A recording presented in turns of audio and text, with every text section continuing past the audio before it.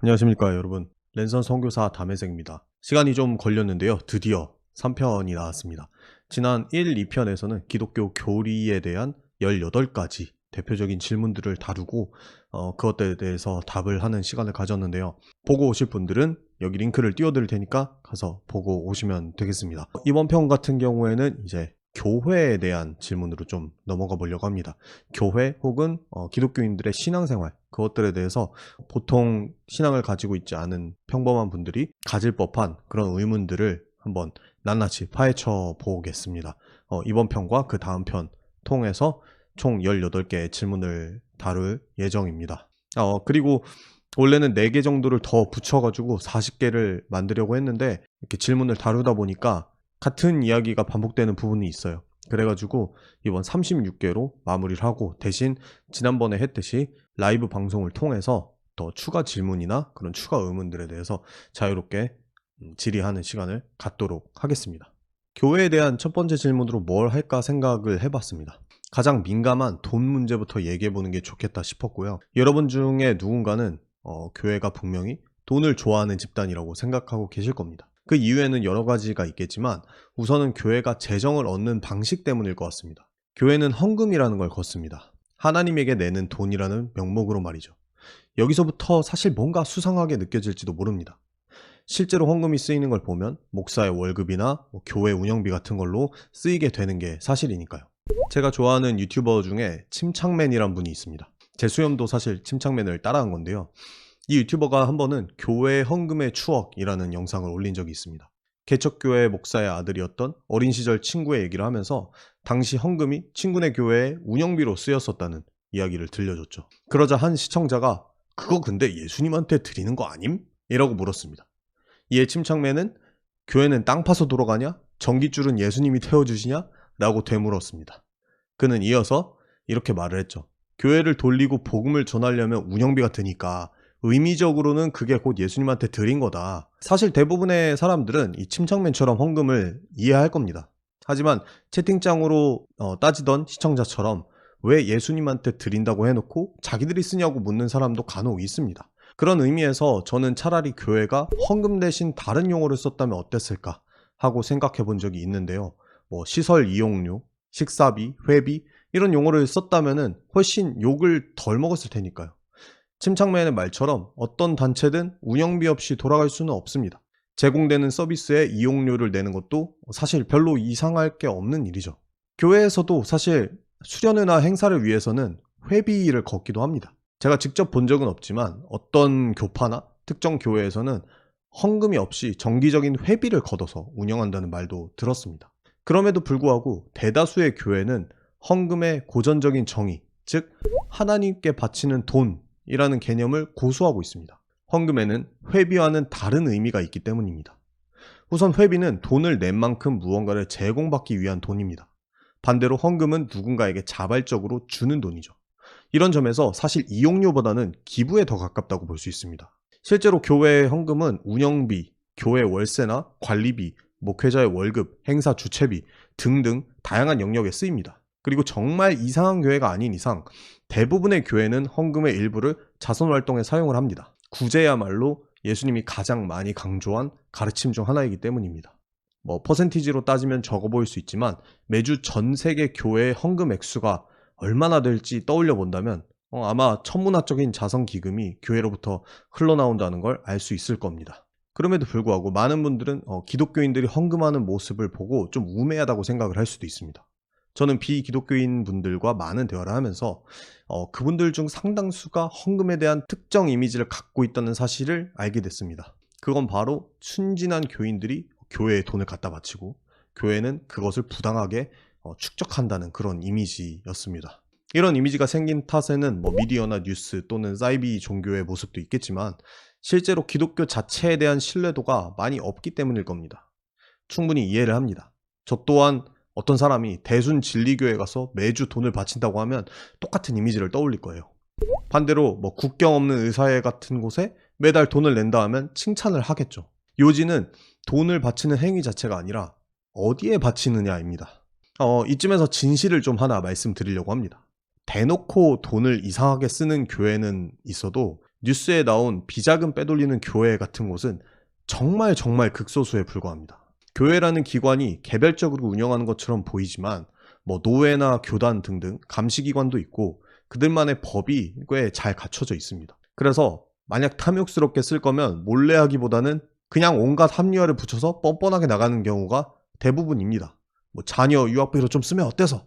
품위 유지비로 목사가 차 좀 사면 어때서? 이런 교회는 간혹 있을 수 있어요. 그래서 평범한 사람들도 교회 재정에 대한 나쁜 소식을 이토록 쉽게 접하는 거죠. 만약에 꽁꽁 숨겨서 뒤로만 했다면은 오히려 저희가 들을 수가 없었겠죠. 물론 이렇게 뻔뻔하게 헌금을 쓰는 교회들이 있다는 사실도 충분히 부끄러운 일입니다. 하지만 제가 말씀드리고 싶은 초점은 헌금 재정이 생각하는 것보다 투명하다는 점에 있습니다. 흔히 교회를 담임 목사의 자영업장처럼 생각하는 경우가 많은데 정상적인 교단 소속의 교회라면 무조건 재정을 관리하는 내부 기관을 따로 두게 돼 있습니다. 해당 교회를 세운 담임 목사라도 위원회에서 정해주는 월급을 받게 돼 있고요. 대부분의 교회는 헌금이 어떻게 쓰이는지 궁금한 사람이 누구나 참여할 수 있도록 재정 보고를 제공하고 있습니다. 웬만한 비영리 단체들도 이렇게까지 재정을 잘 공개하는 경우는 드뭅니다. 상황이 이렇다 보니까 기독교인들은 헌금 중 상당수가 운영비에 쓰인다는 걸 잘 알고 있고요. 목사 월급에 쓰인다는 것도 알고 있어요. 그 외의 돈은 교회가 적절히 자선에 잘 사용한다는 사실도 알고 있습니다. 여러분께 드리고 싶은 말씀은 헌금을 내는 기독교인들이 바보가 아니라는 얘기입니다. 만약 이 교인들이 동일한 금액을 유니세프와 같은 복지기구들에 기부했다면 어떨까요? 남들에게 자랑할 기회도 생길 거고 많은 사람들이 멋지다면서 칭찬해 줄 겁니다. 이 사람들은 그런 칭찬받을 기회를 버리고 굳이 교회에 헌금을 하는 겁니다. 물론 따로 기부를 하는 경우도 있겠죠. 요지는 기독교인들이 그만큼 자신의 교회가 이 돈을 선한 일에 써줄 거라고 믿고 신뢰하면서 헌금을 하고 있다는 사실입니다. 많은 사람들이 헌금을 좋게 보지 않는 또 다른 이유가 있을 텐데요. 은근히 강요하는 분위기 때문입니다. 지금은 많이 없지만 옛날에는 예배 시간에 헌금 바구니를 돌리는 경우도 많았습니다. 이것 때문에 굉장히 부담을 느껴본 경험이 사람들이 한 번쯤 다 있더라고요. 단도직입적으로 말해서 헌금을 강요하는 행위는 교회에서 절대 있을 수 없는 행위입니다. 예수는 자신이 가진 얼마 안 되는 생활비를 전부 성전에 내는 과부를 보면서 과부의 재산을 삼킨다면서 성전 관리자들의 부패를 비판했습니다. 또 다른 장면에서는 성전을 강도의 소굴로 만들었다고 채찍으로 화나서 다 뒤엎어버리기도 하고요. 그 유명한 나사렛 몽키 스패너 밈이 여기서 탄생하기도 했습니다. 헌금을 강요하는 행위, 즉 헌금을 내야만 어떤 직분을 준다던가 헌금을 하지 않으면 은근히 차별한다던가 아니면 헌금을 많이 하면 광고 시간에 이름을 불러주고 훌륭한 사람으로 칭송을 한다던가 하는 일들이 분명 어떤 교회에서 지금도 일어나고 있습니다. 참 낯뜨거운 일입니다. 또한 예수께서 가장 증오하던 일이기도 합니다. 예수는 이런 짓을 일삼는 예루살렘 성전의 관리자들을 보고 이 성전은 결국 돌 하나도 남지 않고 다 무너져 버릴 거라고 경고합니다. 그리고 몇십 년 뒤 벽 하나만 남고 실제로 다 무너져 버렸죠.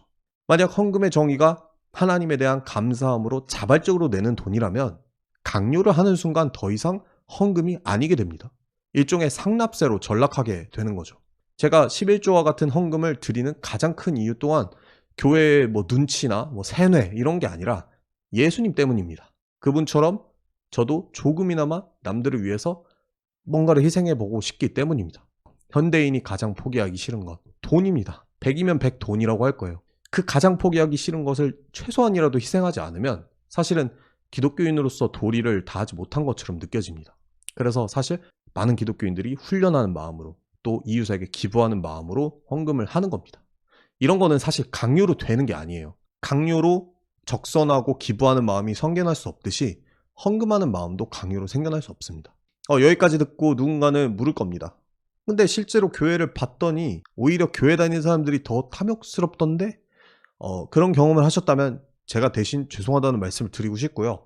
이 부분에 대해서는 바로 다음 질문에서 이어가도록 하겠습니다. 자, 두 번째 질문. 교회는 특별히 돈을 밝히는 곳일까? 여러분들 중 상당수는 뉴스나 소문을 통해서 교회의 재정 비리들을 들어왔을 겁니다. 어떤 분들은 직접 교회 안에서 두 눈으로 목격하기도 했겠죠. 말과 행동이 다른 교인들의 탐욕스러운 모습을 보기도 하고 외제차를 끌고 다니는 목사, 노골적으로 헌금을 강요하는 모습, 심지어 직분을 사고 파는 그런 모습까지도 사람들의 조롱거리가 되고 있습니다. 여지껏 교회가 탐욕스럽다는 이 이미지에 가장 많이 기여한 건 누구일까요? 바로 목회자들입니다. 저는 비록 넉넉치 않은 개척교회 목사의 아들로 태어나서 여러 가지 고생을 했지만 작금의 교회 현실을 보면 이걸 인정할 수밖에 없습니다. 왜 그럴까요? 목회자는 좋든 싫든 전체 기독교인의 대표성을 띠기 때문입니다. 심지어 이 말이 성경적인지 아닌지의 여부도 그 이유의 문제입니다. 사실 이거는 종교를 떠나서 사회적 시선의 문제입니다. 만약 탐욕에 무너진 목회자 한 명이 뉴스에 나와버리면 사람들은 자연스럽게 모든 기독교인이 동일한 모습을 보일 거라고 생각을 하게 됩니다. 그리고 목사들은 이 사실을 누구보다 잘 알고 있습니다. 그렇기 때문에 더 무거운 책임감을 가져야만 하는 게 맞습니다. 그런데 이런 말들이 사실 대다수의 평범한 목사님들에겐 너무 가혹한 말일 수도 있습니다. 만약 일반적인 사람들에게 축구 선수가 돈을 잘 버는 직업이냐고 물어보면 어떤 대답이 나올까요? 대부분은 잘 벌지 라고 답할 겁니다. 우리가 가장 먼저 떠올리는 축구 선수는 호날두, 메시, 손흥민 선수이기 때문입니다. 하지만 대부분의 축구 선수들은 경기를 뛰는 것만으로는 생계를 유지하지 못할 겁니다. 6부 리거의 애환에 관심을 가지는 사람은 드뭅니다. 그런데 목사님들은 더해요. 저는 실제로 한 자영업 사장님이 나도 돈 긁어 모으게 목사나 할걸 이라고 말하는 걸 들어본 적이 있습니다. 정말 현실과 동떨어진 이야기입니다. 만약 목회 활동만으로 생계를 해결할 정도면 이미 최상위권에 속한다고 볼 수 있습니다. 서울대 인류학과를 졸업한 김재환 작가는 목회자들의 이중직 문제에 대한 석사 논문을 발표한 바 있습니다. 그의 조사에 따르면 2019년 통계를 기준으로 한국의 전체 교회 숫자는 9천여 개이며 이 중 미자립 교회는 36%인 3천여 개라고 합니다. 여기서 미자립 교회란 교회의 1년 총 결산이 농어촌 기준 2천만 원, 대도시 기준 3천만 원 미만인 교회를 뜻합니다. 목회자 한 명의 월급을 말하는 게 아니에요. 교회 전체를 운영하는 총 금액을 말하는 거예요. 2천만 원 농어촌 기준, 연 3천만 원 대도시 기준. 상황이 이렇다 보니까 건물 월세라도 제때 낼 수 있으면 다행인 겁니다. 당연하게도 이런 교회 목회자들 중 상당수는 최저임금은커녕 그냥 무보수로 일을 합니다. 이처럼 목사들의 상황은 6부 리그를 뛰는 축구 선수보다 못하면 못했지 낮지는 않습니다. 종교가 세금을 내지 않는다는 비판도 많은 걸로 알고 있어요. 하지만 이건 재정적으로 여유로운 소수의 교회에만 적용할 수 있는 비판입니다. 그마저도 이제는 종교인 과세가 시행이 됐죠. 우리의 예상과는 달리 대부분의 목사들은 종교인 과세가 본격적으로 시행된 후에도 납세금에 대해서는 그다지 부담스러워하지 않았습니다. 어차피 제대로 낼 만큼 벌지를 못했기 때문입니다. 교회 재정 건강성 운동에서 2021년 실시한 조사에 따르면 목회자들이 종교인 소득 신고에서 가장 부담스러운 부분으로 꼽은 점은 어려운 세무 용어가 47%, 세금 계산이 19%로 각각 1등과 2등이었습니다. 금액 자체가 부담스럽다는 목회자는 7%에 불과했어요. 이들은 오히려 세무사를 고용할 비용을 부담스러워하고 있었습니다. 자, 물론 모든 사람이 가난한 목회자들의 처지를 걱정해야만 한다는 뜻은 아닙니다. 사실 별 신경 안 써도 괜찮습니다. 어차피 우리는 현실이 어떤지와 상관없이 앞으로도 쭉 축구 선수나 연예인들은 다 부자라고 생각할 겁니다. 목사들이 헌금을 모아서 많은 돈을 축적한다는 이미지도 결코 사라지지 않겠죠. 그렇다면 저는 표면적인 이미지가 어떤가 보다는 좀 더 깊은 질문을 던져보고 싶습니다. 과연 사람이 가진 돈의 양과 탐욕이 비례할까? 바꿔 말하자면 돈이 없다고 해서 탐욕스럽지 않은 사람일까? 라는 질문을 던져보고 싶습니다. 그렇지 않은 것 같아요. 사실 누구나 돈을 좋아합니다.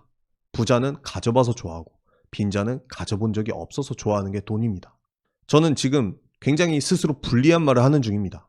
대다수의 목회자가 가난하다는 팩트를 가지고 이 사람들이 탐욕스럽지 않아, 이처럼 청빈해 라고 밀어붙이고 싶지만 실제로는 그렇게 쉽게 말을 할 수가 없습니다. 돈이 없다는 게 돈을 사랑하지 않는다는 증거는 아니니까요. 만약 목회자가 아니라 일반 성도까지 범위를 다 넓히면 교회 안에 탐욕스러운 사람의 수는 정말 많을 겁니다. 그렇다면 여기서 진짜 물어야 되는 질문은 정말 기독교라는 가르침 자체가 사람한테 탐욕을 부추기냐 하는 겁니다. 만약 그렇지 않다면 교회 안에 탐욕스러운 사람들은 기독교를 잘 믿어서 탐욕스러운 게 아니라 오히려 안 믿어서 탐욕스러운 걸 테니까요. 우선 많은 종교나 사상은 탐심을 지우고 청빈한 삶을 추구하라고 가르칩니다. 대부분이 그래요. 문제는 이 가르침을 실천하기가 너무 어렵다는 겁니다. 내면의 탐욕과 정면 대결을 펼쳐서 이길 수 있는 사람이 있을까요? 아마 인간계 최강자인 크리링, 아니 부처님 정도는 돼야 이게 성립이 될까 말까 한 싸움일 겁니다. 그렇다면 예수님의 가르침은 어떨까요? 그는 청렴해지라는 명령에 집중하지 않았습니다. 놀랍게도요. 하루는 한 부자 젊은이가 예수를 찾아왔습니다. 자기는 열심히 일해서 성공도 이루고 종교 생활도 열심히 했는데 나한테 뭐가 더 부족하냐 이렇게 물었죠. 이건 진정한 질문이라기보다는 약간 으스대는 태도에 가까웠습니다. 예수는 이 청년한테 이렇게 말합니다. 너의 모든 재물을 팔아서 가난한 사람들한테 나눠줘라. 그리고 너는 나를 따라와라. 그리고 그 청년은 근심이 가득한 표정으로 집으로 돌아갔죠. 하지만 이걸 모든 부자들에게 다 명령한 건 아닙니다. 또 다른 부자인 삭개오라는 사람은 예수에게 감동을 받은 뒤 자신이 부당하게 취한 돈을 몇 배나 사회에 환원하겠다고 선언을 합니다. 누가 시키지도 않았는데 말이죠. 강요나 명령이 아니라 자발적인 선택이었습니다. 요지는 이 사람들이 명령 때문이든 마음의 감동 때문이든 자선 활동에 대한 도전에 직면했다는 겁니다. 이에 더해서 예수는 구원받을 사람과 심판받을 사람을 가르는 기준에 대해서 한 가지 독특한 가르침을 들려줍니다. 흔히 양과 염소의 비유라고 불리는 이 가르침은 지극히 낮은 자, 지극히 가난한 자에게 옷을 입혀주고 또 물 한 그릇을 떠줬는지 그 여부로 구원이 결정된다고 말합니다. 이런 일을 행하는 사람이 꼭 부자일 필요는 없겠죠. 반대로 가난한 사람이라고 해서 꼭 다른 가난한 사람에게 물을 떠다 주는 건 아니겠죠. 예수는 돈의 많고 적음으로 그 사람들이 탐욕스러운지 아닌지를 판단하지 않았습니다. 얼마를 갖고 있든 그것을 다른 사람들에게, 가난한 사람들에게 나누려고 했는지 여부로 탐욕스러운 사람인지를 판단했습니다. 이제 여기서 탐욕과 돈에 대한 기독교의 진정한 가르침이 드러납니다. 기독교는 부를 쌓거나 혹은 쌓지 말라고 가르치는 게 아니라 자신이 가장 사랑하는 대상을 돈으로 삼지 말라고 말합니다. 오죽하면 예수는 이렇게 얘기를 해요. 하나님과 돈을 동시에 섬길 수 없다. 그건 두 주인을 섬기는 거다. 돈을 가장 사랑하는 순간 그게 우리의 신이 된다는 겁니다. 근데 어떻게 돈을 안 사랑할까요? 기독교는 예수를 자신의 마음의 최우선으로 두라고 가르칩니다. 그러면 마음속에서 예수가 대신 탐심과 싸울 거라고 말하는 거죠. 말하자면 혼자 챌린저를 찍으라고 요구하는 게 아니라 패스워드를 주면 페이커가 랭게임을 띄워주겠다는 겁니다. 그렇다면은 어떻게 예수한테 인생의 패스워드를 줄 수 있을까요? 먼저 그의 인생과 가르침 그리고 죽음과 부활 이 사건들에 감화되어야만 합니다. 한마디로 예수처럼 살고 싶어져야 합니다. 그런 사람은 반드시 이웃을 사랑하고 싶어지기 때문입니다. 그냥 돈을 멀리하는 게 아니라 오히려 나한테 주어진 돈을 통해서 다른 사람들을 조금이나마 돕고 싶어지는 겁니다. 여기서 선순환이 일어납니다. 이웃을 도와보면 예수의 마음을 더 깨닫게 되고 예수의 마음을 깨달으면 이웃을 돕게 됩니다. 이게 바로 예수가 대신 랭게임을 띄워주는 구체적인 사이클입니다. 기독교인이 뛰어야 되는 이 랭크전은 이웃 사랑을 실천하는 게임입니다. 그리고 이 게임은 경쟁이 아니기 때문에 아무도 피해를 보지 않습니다. 대리 랭을 뛰어도 된다는 거죠. 오히려 모두가 챌린저가 되면 거기가 천국이 되겠죠. 예수는 이 게임을 페이커보다 잘하는 분이니까 기독교인은 기꺼이 자기 인생의 패스워드를 드리고자 하는 겁니다. 종리찬 TV라는 한 기독교 유튜브에서 했던 실험을 소개해드리면서 답변을 마치고 싶습니다. 이게 조회수 100만이 넘게 퍼졌던 영상이라서 아는 분들은 아실 겁니다. 종리찬이란 분은 전도사님인데 몰래카메라 콘텐츠를 기획을 했습니다. 어느 비 오는 날 노숙자의 모습으로 완벽히 변장한 후에 자신이 사역하는 교회 앞에 앉아 있으면서 성도들이 어떻게 대하는지 한번 관찰을 한 거죠. 몇몇 사람들은 먹을 거를 갖다 주거나 돈을 줬고 심지어 구조대를 불러주기도 했습니다. 그럼에도 불구하고 상당수의 청년들은 그냥 이 노숙자를 피해서 지나쳤고 그렇게 예배 시간이 됐습니다. 그리고 종리찬이 설교 시간에 들어옵니다. 노숙자 분장을 벗고 몰래 카메라였던 거를 밝히죠. 그 이후에 예수를 닮아서 이웃을 도와야 한다라는 가르침을 설교하기 시작합니다. 이 노숙자로 변장한 종리찬을 지나쳤던 상당수의 청년들이 이 설교를 들으면서 고개를 숙이고 반성하는 모습을 보였습니다. 부끄러워서 우는 사람들도 여럿 있었죠. 비록 이 노숙자를 지나친 사람이 더 많았지만 적어도 그걸 부끄러워해야 한다 라는 사실만큼은 그 자리에 있는 모두에게 받아들여진 것처럼 보였습니다. 사실은 돈을 줘봐야 술 사 먹는다, 아니면 그랬다가 해코지 당할 수도 있다, 이렇게 말을 할 수도 있는 상황이죠, 충분히. 하지만 그 누구도 변명하지 않고 깨닫고 반성하는 모습을 보였습니다. 이것이 예수의 가르침이 지닌 거대한 힘이라고 생각합니다. 약재를 도우라고 말한 이 예수의 가르침은 기독교인에게 있어서 절대적입니다. 가난한 사람에게 옷을 입혀줘라, 냉수 한 그릇을 떠다 줘라, 이런 당부를 한 후에 예수는 이렇게 덧붙입니다. 너희가 만약 그런 일을 한다면 그걸 나에게 해준 걸로 여기겠다. 기독교인에게 이만큼 강렬한 동기부여는 사실 없습니다. 만약 우리가 불쌍한 이웃을 지나치면 그 순간 우리는 예수를 지나친 게 될 테니까요. 기독교인이든 비기독교인이든 돈에 대한 탐욕을 완전히 버릴 수 있는 사람은 제가 봤을 때는 없습니다. 하지만 누군가가 이웃에게 베풀기 위해서 자신의 돈, 시간을 내어주면 그 사람은 최소한 그 순간만큼은 탐욕적이지 않은 사람이라고 생각합니다. 이웃을 사랑하라는 예수의 당부는 인간이 탐욕과 잠시 동안이라도 싸워서 이길 수 있는 가장 실질적이고 효과적인 방법이 되어줍니다. 탐욕적인 기독교인들이 존재하는 한 교회의 탐욕에 대한 질문은 계속될 겁니다. 기독교가 예수의 가르침을 되새길 수 있도록 계속해서 여러분들이 문제 제기를 해 주시길 바랍니다. 탐욕스러운 교회엔 예수가 더 필요합니다. 탐욕스러운 크리스찬에겐 기독교가 더 필요하겠죠. 다음 질문입니다. 왜 교회 다니는 사람 중에 유독 이상한 사람이 많은가? 여러분 중에는 아마 이렇게 말할 분들이 있을 겁니다. 기독교 교리나 예수 자체가 좋다는 건 알겠어. 근데 막상 교회에 가보면 이상한 놈들 천지던데? 정말 이게 예수 믿는 거 맞아? 이거는 날카롭고 훌륭한 비판입니다. 이 말을 거의 똑같이 한 위인이 있었거든요. 그 사람은 바로 마하트마 간디입니다. 나는 예수를 좋아한다. 하지만 기독교인은 좋아하지 않는다. 그들은 예수를 닮지 않았기 때문이다. 그렇다면 대체 기독교인 중에는 왜 유독 이상한 사람이 많은 걸까요? 일단 저는 기독교가 사람을 이상하게 만든다고 생각하진 않습니다. 왜냐하면 기독교는 예수의 가르침을 따르는 종교니까요. 간디가 말했듯이 사람들이 기독교인들을 안 좋아하는 이유는 그 사람들이 예수와는 반대로 행동하기 때문입니다. 눈치 없음, 자기들끼리만 알아듣는 말을 함, 욕심 많음, 이런 비교적 작은 문제부터 교만, 위선, 선민의식, 폭력성 같은 더 큰 문제들까지도 예수께서 항상 하지 말라고 경고했던 것들입니다. 그러니까 기독교인들이 이상한 건 기독교를 잘 따라서가 아니라 못 따라서라는 겁니다. 그럼 진짜 문제는 이거겠죠. 왜 기독교인들은 기독교를 잘 따르지 않는 것처럼 보이는 걸까? 저는 지금까지 살면서 온라인, 오프라인 통틀어서 수천 명 이상의 기독교인을 만나고 대화해 왔습니다. 그 관찰 결과를 정리한 3가지 이유를 말해보려고 합니다. 물론 제가 기독교인이니까 확증 편향이 작용하는 부분도 있을 거고 메타인지가 안 되는 부분도 있을 거예요. 그럼에도 불구하고 최대한 객관성을 유지하면서 솔직하게 말씀 들어보겠습니다.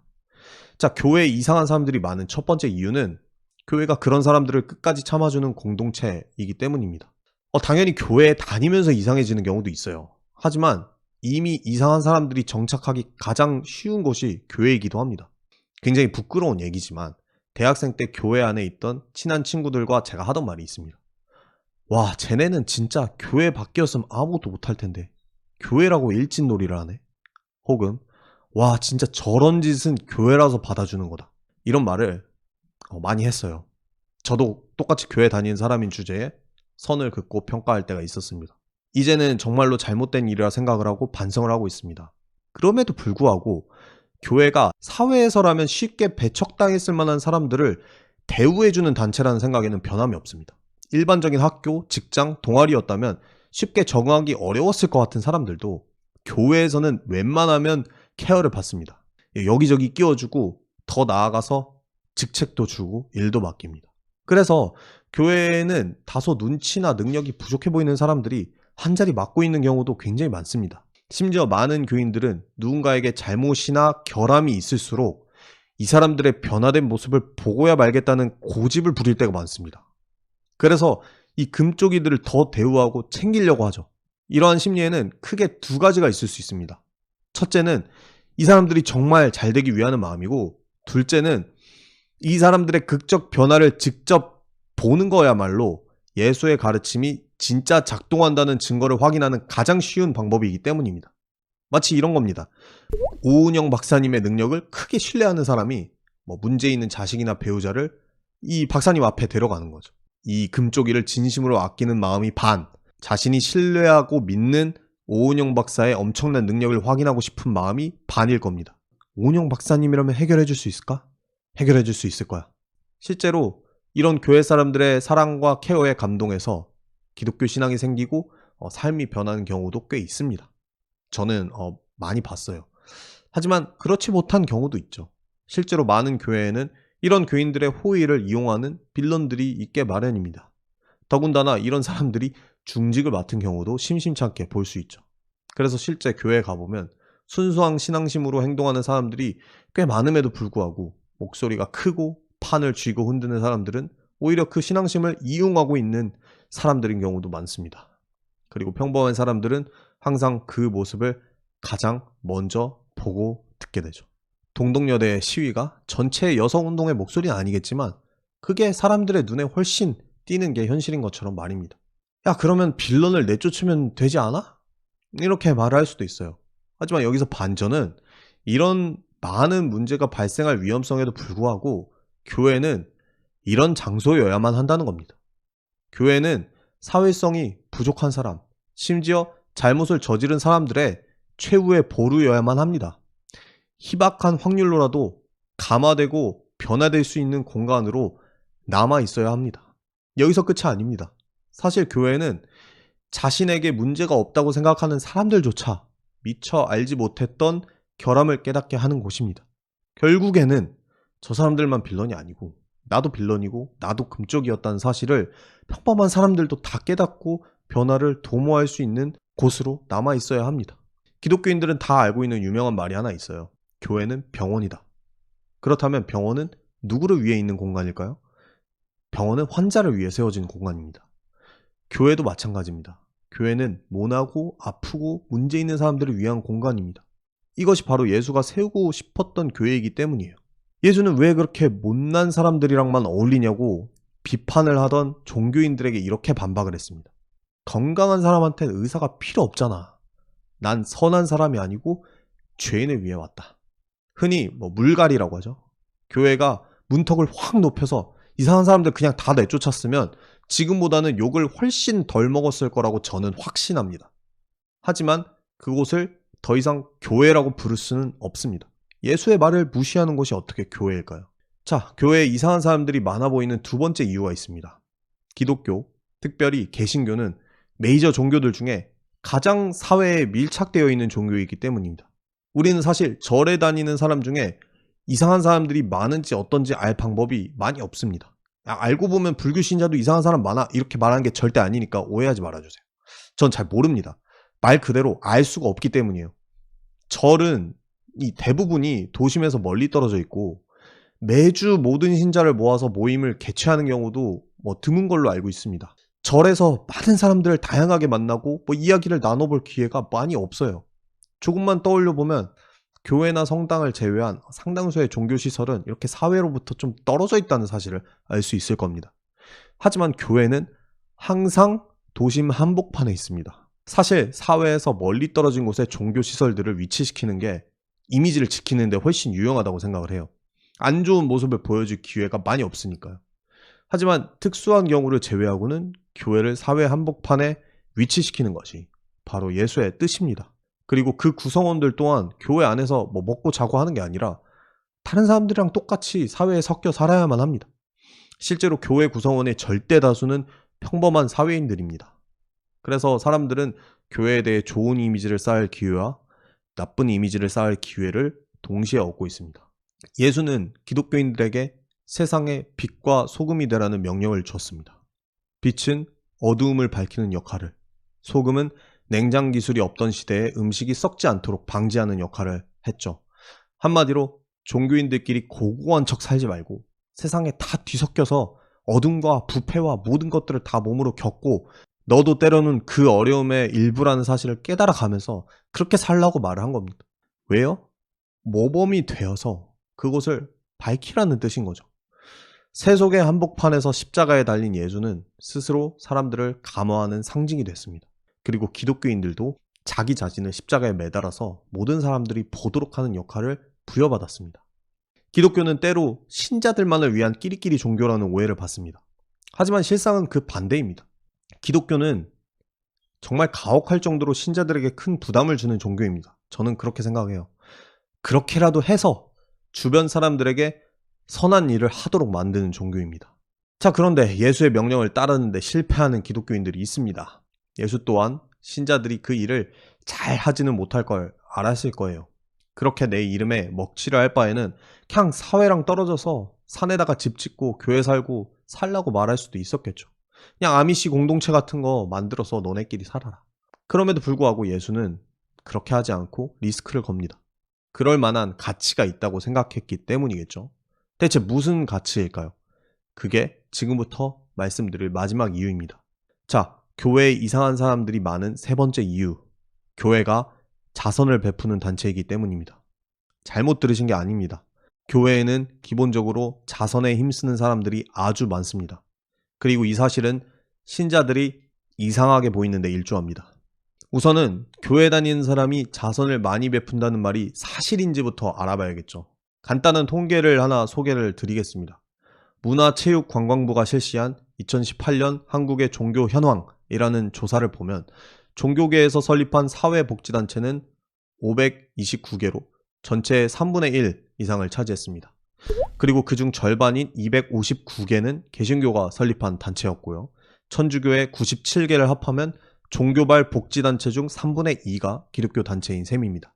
또한 교육을 위해 종교가 세운 학교 145군데 중에서 109곳은 개신교 학교였고, 의료 및 요양기관의 경우 천주교가 186개로 1위, 개신교 102개, 불교가 72개로 뒤를 이었습니다. 자, 방금의 통계는 각 교회가 헌금을 통해서 직접 기부를 하거나 봉사활동에 참여하는 경우는 뺀 수치입니다. 물론 방금 나열한 봉사단체들도 대부분 헌금을 통해 세워졌겠지만요. 각 종교계에서 자선에 쓰인 금액이 명확히 나온 통계는 없었지만 매주 전국 교회가 모은 돈 중 자선에 쓰인 금액 비율을 계산을 해보면 분명 엄청난 수치가 나올 겁니다. 가장 가까운 예로 2024년에 한국교회는 대대적인 모금 활동을 펼쳐서 미혼모나 자립준비 청년들을 위한 금액 137억 원을 모은 바가 있습니다. 전부 사랑의 열매를 통해서 기부했죠. 입양이나 봉사 같은 건 어떨까요? 한국 입양 홍보회 논문에 따르면 한국 내 입양 부모 중 기독교인 어머니 비율은 전체 92.2%고 이 중 개신교는 78.9%에 달했습니다. 123만 명의 봉사자를 모은 걸로 유명한 태안 기름 유출 사건 때도 기독교인 참가자는 70만에서 80만에 달했죠. 오직 현대 한국의 경우만 언급했지만 만약 범위를 전 역사 혹은 전 세계로 넓히면 기독교가 펼쳐온 기부와 봉사의 규모는 가히 측정 자체가 불가능한 수준일 겁니다. 그렇다면 기독교인들은 어떻게 더 많은 자선을 행할 수 있었을까요? 저는 이 사람들이 일반인들보다 훨씬 선하거나 인격적으로 성숙해서 그렇다고 말하고 싶지 않습니다. 오히려 기독교의 가르침 자체가 지닌 특성 때문입니다. 사람들은 종종 이렇게 묻습니다. 야, 기독교를 믿으면 뭔가 바뀐다던데 정확히 뭐가 바뀐다는 거야? 저는 이에 대해서 꽤 확실하게 말을 할 수 있습니다. 기독교를 진심으로 믿은 사람들에게는 거의 예외 없이 자선을 하고 싶은 욕구가 생겨납니다. 가히 기적이라고 말할 수 있을 정도로 빠르게 생깁니다. 신약 성경의 가장 핵심 골자는 인간을 위해 이 세상에 내려와서 목숨을 버린 창조주와 만약 감사함을 느꼈다면 주변의 이웃을 사랑해달라는 이 창조주의 당부이기 때문입니다. 자, 여기까지는 좋습니다. 근데 문제는 자선에 대한 욕구가 인격적 성숙이나 결함 이런 것들과는 별개로 올라간다는 겁니다. 기독교인이 된다고 갑자기 막 육각형 인격자가 되는 게 아니란 소리죠. 기독교를 믿는 사람이라도 여전히 다른 사람 흉을 보고 거짓말하고 이기적인 성격을 갖고 있을 수 있습니다. 아니, 높은 확률로 그럴 겁니다. 사람의 인격적 결함이 다듬어지는 과정은 정말 느리게 일어나기 때문입니다. 거의 평생에 걸친 숙제나 마찬가지죠.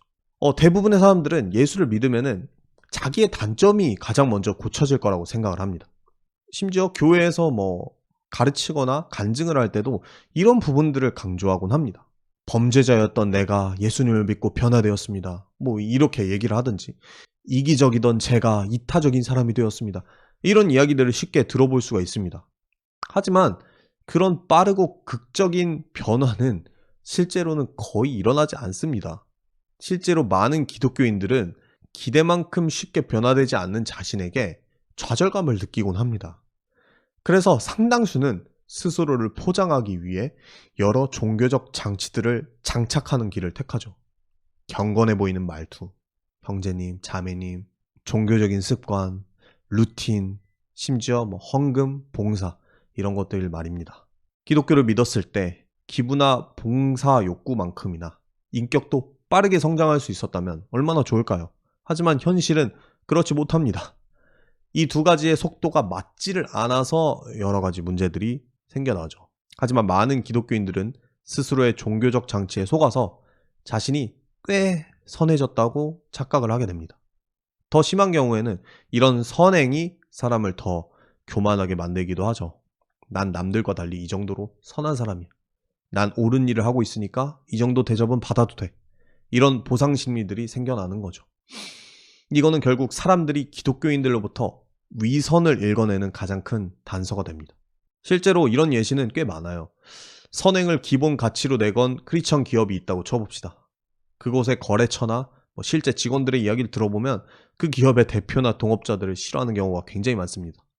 내부자들의 인격이 시스템이 생각처럼 좋지 못한 경우가 많기 때문이에요. 실제로 이 사람들이 얼마나 사회에 자선을 베푸느냐 이거와는 별개로 말이죠. 원래 표방하는 가치가 선할수록 그들 개개인의 인격적 결함은 더더욱 두드러지게 됩니다. 그래서 사람들은 아무 가치도 내걸지 않은 사람보다는 큰 가치를 내거는 사람들에게 더 크게 실망하고 급기야 미워하게 됩니다. 예를 들어서 내가 원래 싫어하는 연예인이나 정치인이 있다고 쳤을 때 우리는 이 사람이 기부를 아예 하지 않는 것과 열심히 기부 활동을 하는 것 중 뭘 더 꼴보기 싫어할까요? 정말 놀랍게도 후자일 확률이 더 높습니다. 물론 우리도 이 선행이 사회에 좋은 일이라는 사실을 머리로는 잘 알아요. 하지만 자동으로 부정적인 생각이 떠오를 때가 있습니다. 저거 다 이미지 관리 아니야? 탈세를 위한 거 아니야? 물론 선행을 했다고 해서 무조건 그 사람을 좋아할 필요는 없겠죠. 실제로 별로인 사람일 수도 있겠죠.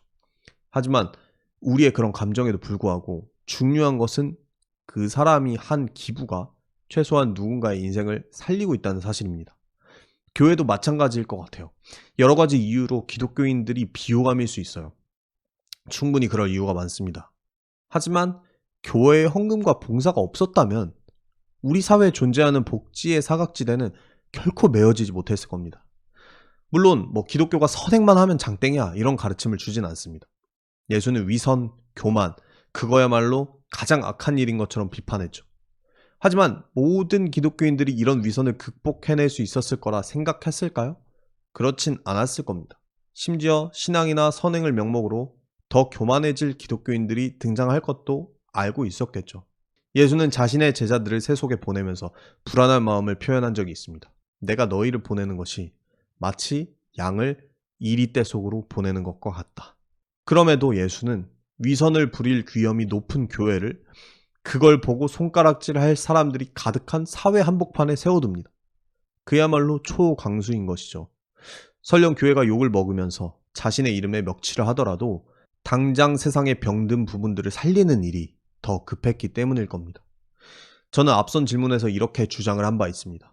그 누구라도 자신의 돈으로 남을 돕는 순간만큼은 탐욕에서 벗어난 사람이다 라고 말입니다. 이걸 좀 더 확장해 보자면 그 사람은 오직 선행을 베푸는 그 순간만큼은 선한 사람일 겁니다.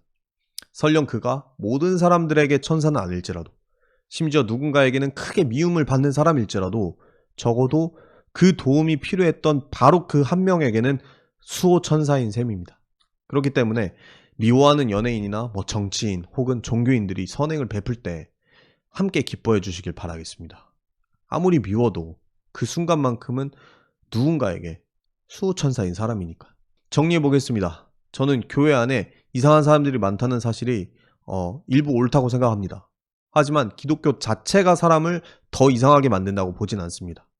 교회에 이상한 사람이 많은 이유는 첫째, 이미 이상한 사람을 내쫓지 않은 환경 때문이고, 둘째, 사회 한복판에 위치해서 좋지 못한 모습을 볼 기회가 훨씬 많기 때문이고, 셋째로는 기독교인 특유의 선행 욕구와 인격적 성장의 속도가 잘 맞아떨어지지 않기 때문입니다. 이처럼 예수는 이 불완전하고 양 같은 교회를 통해서 지금도 도움이 절실한 이웃들을 돕고 아픈 사회를 치유해 나가고 있습니다. 다음 질문입니다. 일반적인 교회가 사이비와 다른 점이 뭔가? 사실 비종교인이 볼 때는 일반 기독교나 사이비 사이에 별 차이가 없어 보일 수 있습니다. 어차피 내가 믿지 않는 내용의 세부적인 차이에 큰 관심을 갖긴 어려우니까요. 하지만 이단과 사이비를 구분하는 것은 중요합니다. 우선 이단이라고 한다면 특정 사상이나 종교 내에서 보편적으로 옳다고 여겨진 내용을 부정하는 사람들을 말합니다. 기독교에서는 성경에 대한 정통적인 해석, 특히 구원에 대한 해석이 다르면 이단이라고 얘기를 하죠. 흔히 이단이라고 하면 기독교, 그 중에서도 개신교 내에서 쓰인 용어만을 떠올리는데, 사실 이단이라는 단어는 모든 분야에서 더 넓게도 쓰입니다. 어떤 분야든 주류와 비주류가 있기 마련이고, 보통 주류에서 벗어난 사람들을 이단아라고 부릅니다. 우리가 잘 아는 맹자의 경우엔 유교 이단들과 논쟁을 벌였던 기록이 있습니다. 정치계만 봐도 같은 진보나 보수 진영 내에서 계속해서 정통성을 주장하면서 갈라지는 모습들을 볼 수 있죠. 시민운동들도 마찬가지입니다. 내부에 수많은 논쟁들이 있고 여러 갈래로 나눠져 있죠. 정치적 올바름 같은 것만 해도 내부에 수많은 논쟁들이 있고 여러 갈래로 나뉘어져 있죠. 하지만 이런 주류와 비주류의 논쟁은 해당 분야 관계자들에게만 중요할 뿐 제3자가 보기에는 그냥 그들만의 리그로 보일 뿐입니다. 마찬가지로 기독교 내부의 진지한 이단 논쟁이라 할지라도 비종교인이 볼 때는 다 비슷해 보일 수밖에 없겠죠. 그런데 사이비의 경우에는 이단과 좀 다릅니다. 사이비도 이단처럼 한자어인데 비슷하지만 아니다라는 뜻입니다. 즉, 사이비 종교란 종교처럼 보이지만 실제로는 종교가 아닌 것을 말합니다. 겉으로는 종교단체를 표방하지만 실제 목적이 종교적 믿음이 아닌 다른 곳에 있는 단체를 뜻하는 거죠. 이단은 그 교리가 건전하고 말고를 떠나서 적어도 그 교리를 진심으로 믿습니다. 다른 꿍꿍이가 없죠. 하지만 사이비 종교는 꿍꿍이가 있습니다. 보통은 교리를 이용해서 교주나 지도층의 이익을 추구하는 것이 목적입니다. 이런 과정에서 개인과 가정, 사회에 서서히 피해를 입히는 거죠. 그래서 이단 피해자라는 말은 종교 밖에서는 거의 들리지 않지만 사이비 피해자란 말은 사회 전체의 문제가 되는 겁니다. 자, 일반적인 교회는 어떨까요?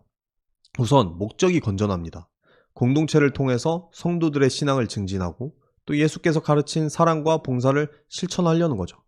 나중에 변질되는 경우는 있어도 처음부터 목적 자체가 잘못된 정통 교회는 거의 없다고 봐도 됩니다. 그렇다면 왜 교회도 신천지랑 다를 바 없지 않냐라는 질문이 나올까요? 사이비의 정의를 떠올려 본다면 간단한 문제입니다. 종교를 표방하지만 목적이 종교 자체가 아니라 다른 것으로 보이는 곳이 많아 보이기 때문입니다. 정통 교단에서 허가한 합법적인 간판을 걸고 있더라도 그 교회가 예수에 대한 신앙 그리고 그분의 가르침 실천이 아니라 다른 목적으로 운영된다면 그곳은 사이비입니다. 종교처럼 보이지만 사실은 종교가 아닌 거죠. 마찬가지로 누군가 자신을 기독교인이라 말한다 할지라도 예배나 교회 활동을 통해서 신앙이 아니라 자기 과시나 금전적, 성적, 사회적 이득을 추구한다면 그 사람은 사이비 기독교인일 겁니다. 답변을 정리해 보겠습니다. 일반적인 기독교인들의 기대와는 다르게 보통의 교회와 이단의 차이를 비종교인에게 설득하기는 어렵습니다. 하지만 사이비와의 차이는 목적 자체의 차이를 보여주는 방법으로 충분히 설명할 수 있습니다. 하지만 목적 자체가 변질된 교회가 있다면 자기도 모르는 사이에 사이비가 되어 있을지도 모릅니다. 이상입니다. 자, 다음 질문입니다. 교회의 종파만 수천 개라던데? 자, 이 질문이 한국의 개신교를 향해서 던져질 때는 두 가지 중 하나의 뉘앙스가 담겨 있을 확률이 있습니다. 첫 번째는 이겁니다. 니네가 진리인지 아닌지 그런 건 관심 없고 똑같은 놈들끼리 뭘 그렇게 나뉘어져서 너 이단, 너 고소하면서 싸우냐. 무엇이 중요한지도 모르면서. 자, 그리고 두 번째 뉘앙스는 말 그대로 진리성 자체에 대한 의문입니다. 만약 기독교가 주장하는 대로 진리가 하나라면 여러 가지 분파가 나뉘어지는 것만으로 그 진리가 거짓임을 증명하는 게 아니냐라는 겁니다. 우선 첫 번째 뉘앙스에 대해서는 옳은 지적이라고 말하고 싶습니다. 분파끼리 교리로 다투는 일보다 예수가 가르쳐준 사랑을 실천하는 일이 비교도 할 수 없이 중요합니다. 특별히 교리 싸움을 넘어서 이권과 정치적 싸움으로까지 번지는 일이 생기는 건 기독교인으로서는 굉장히 부끄러운 일입니다. 무엇이 더 중하냐는 의문 제기에는 이거 말고는 더 변명할 여지가 없습니다. 하지만 두 번째 뉘앙스, 즉 진리성 자체를 다루는 의미로 질문을 던졌다면 거기에 대해서는 좀 답할 말이 있습니다. 종파가 많다는 것 자체는 사실 별로 이상한 일이 아니기 때문입니다. 원래 고등 종교로 갈수록 종파가 많은 게 자연스럽습니다. 기독교뿐 아니라 유대교에도 크게 정통파와 개혁파가 있고 이슬람 또한 수니파와 시아파를 필두로 많은 하위 분파를 가지고 있습니다. 불교 또한 힌두교 배경에서 분리된 종교고 그 안에서도 소승불교, 대승불교, 더 아래로는 훨씬 세부적으로 나눠집니다. 유교도 마찬가지죠. 이단이라는 말 자체가 유교에서 나왔을 정도로 많은 분파가 있어 왔습니다. 이처럼 메이저 종교의 분파가 많은 것은 별로 이상할 것 없는 일입니다. 이 종교들의 특징은 경전을 중심으로 한다는 점인데요.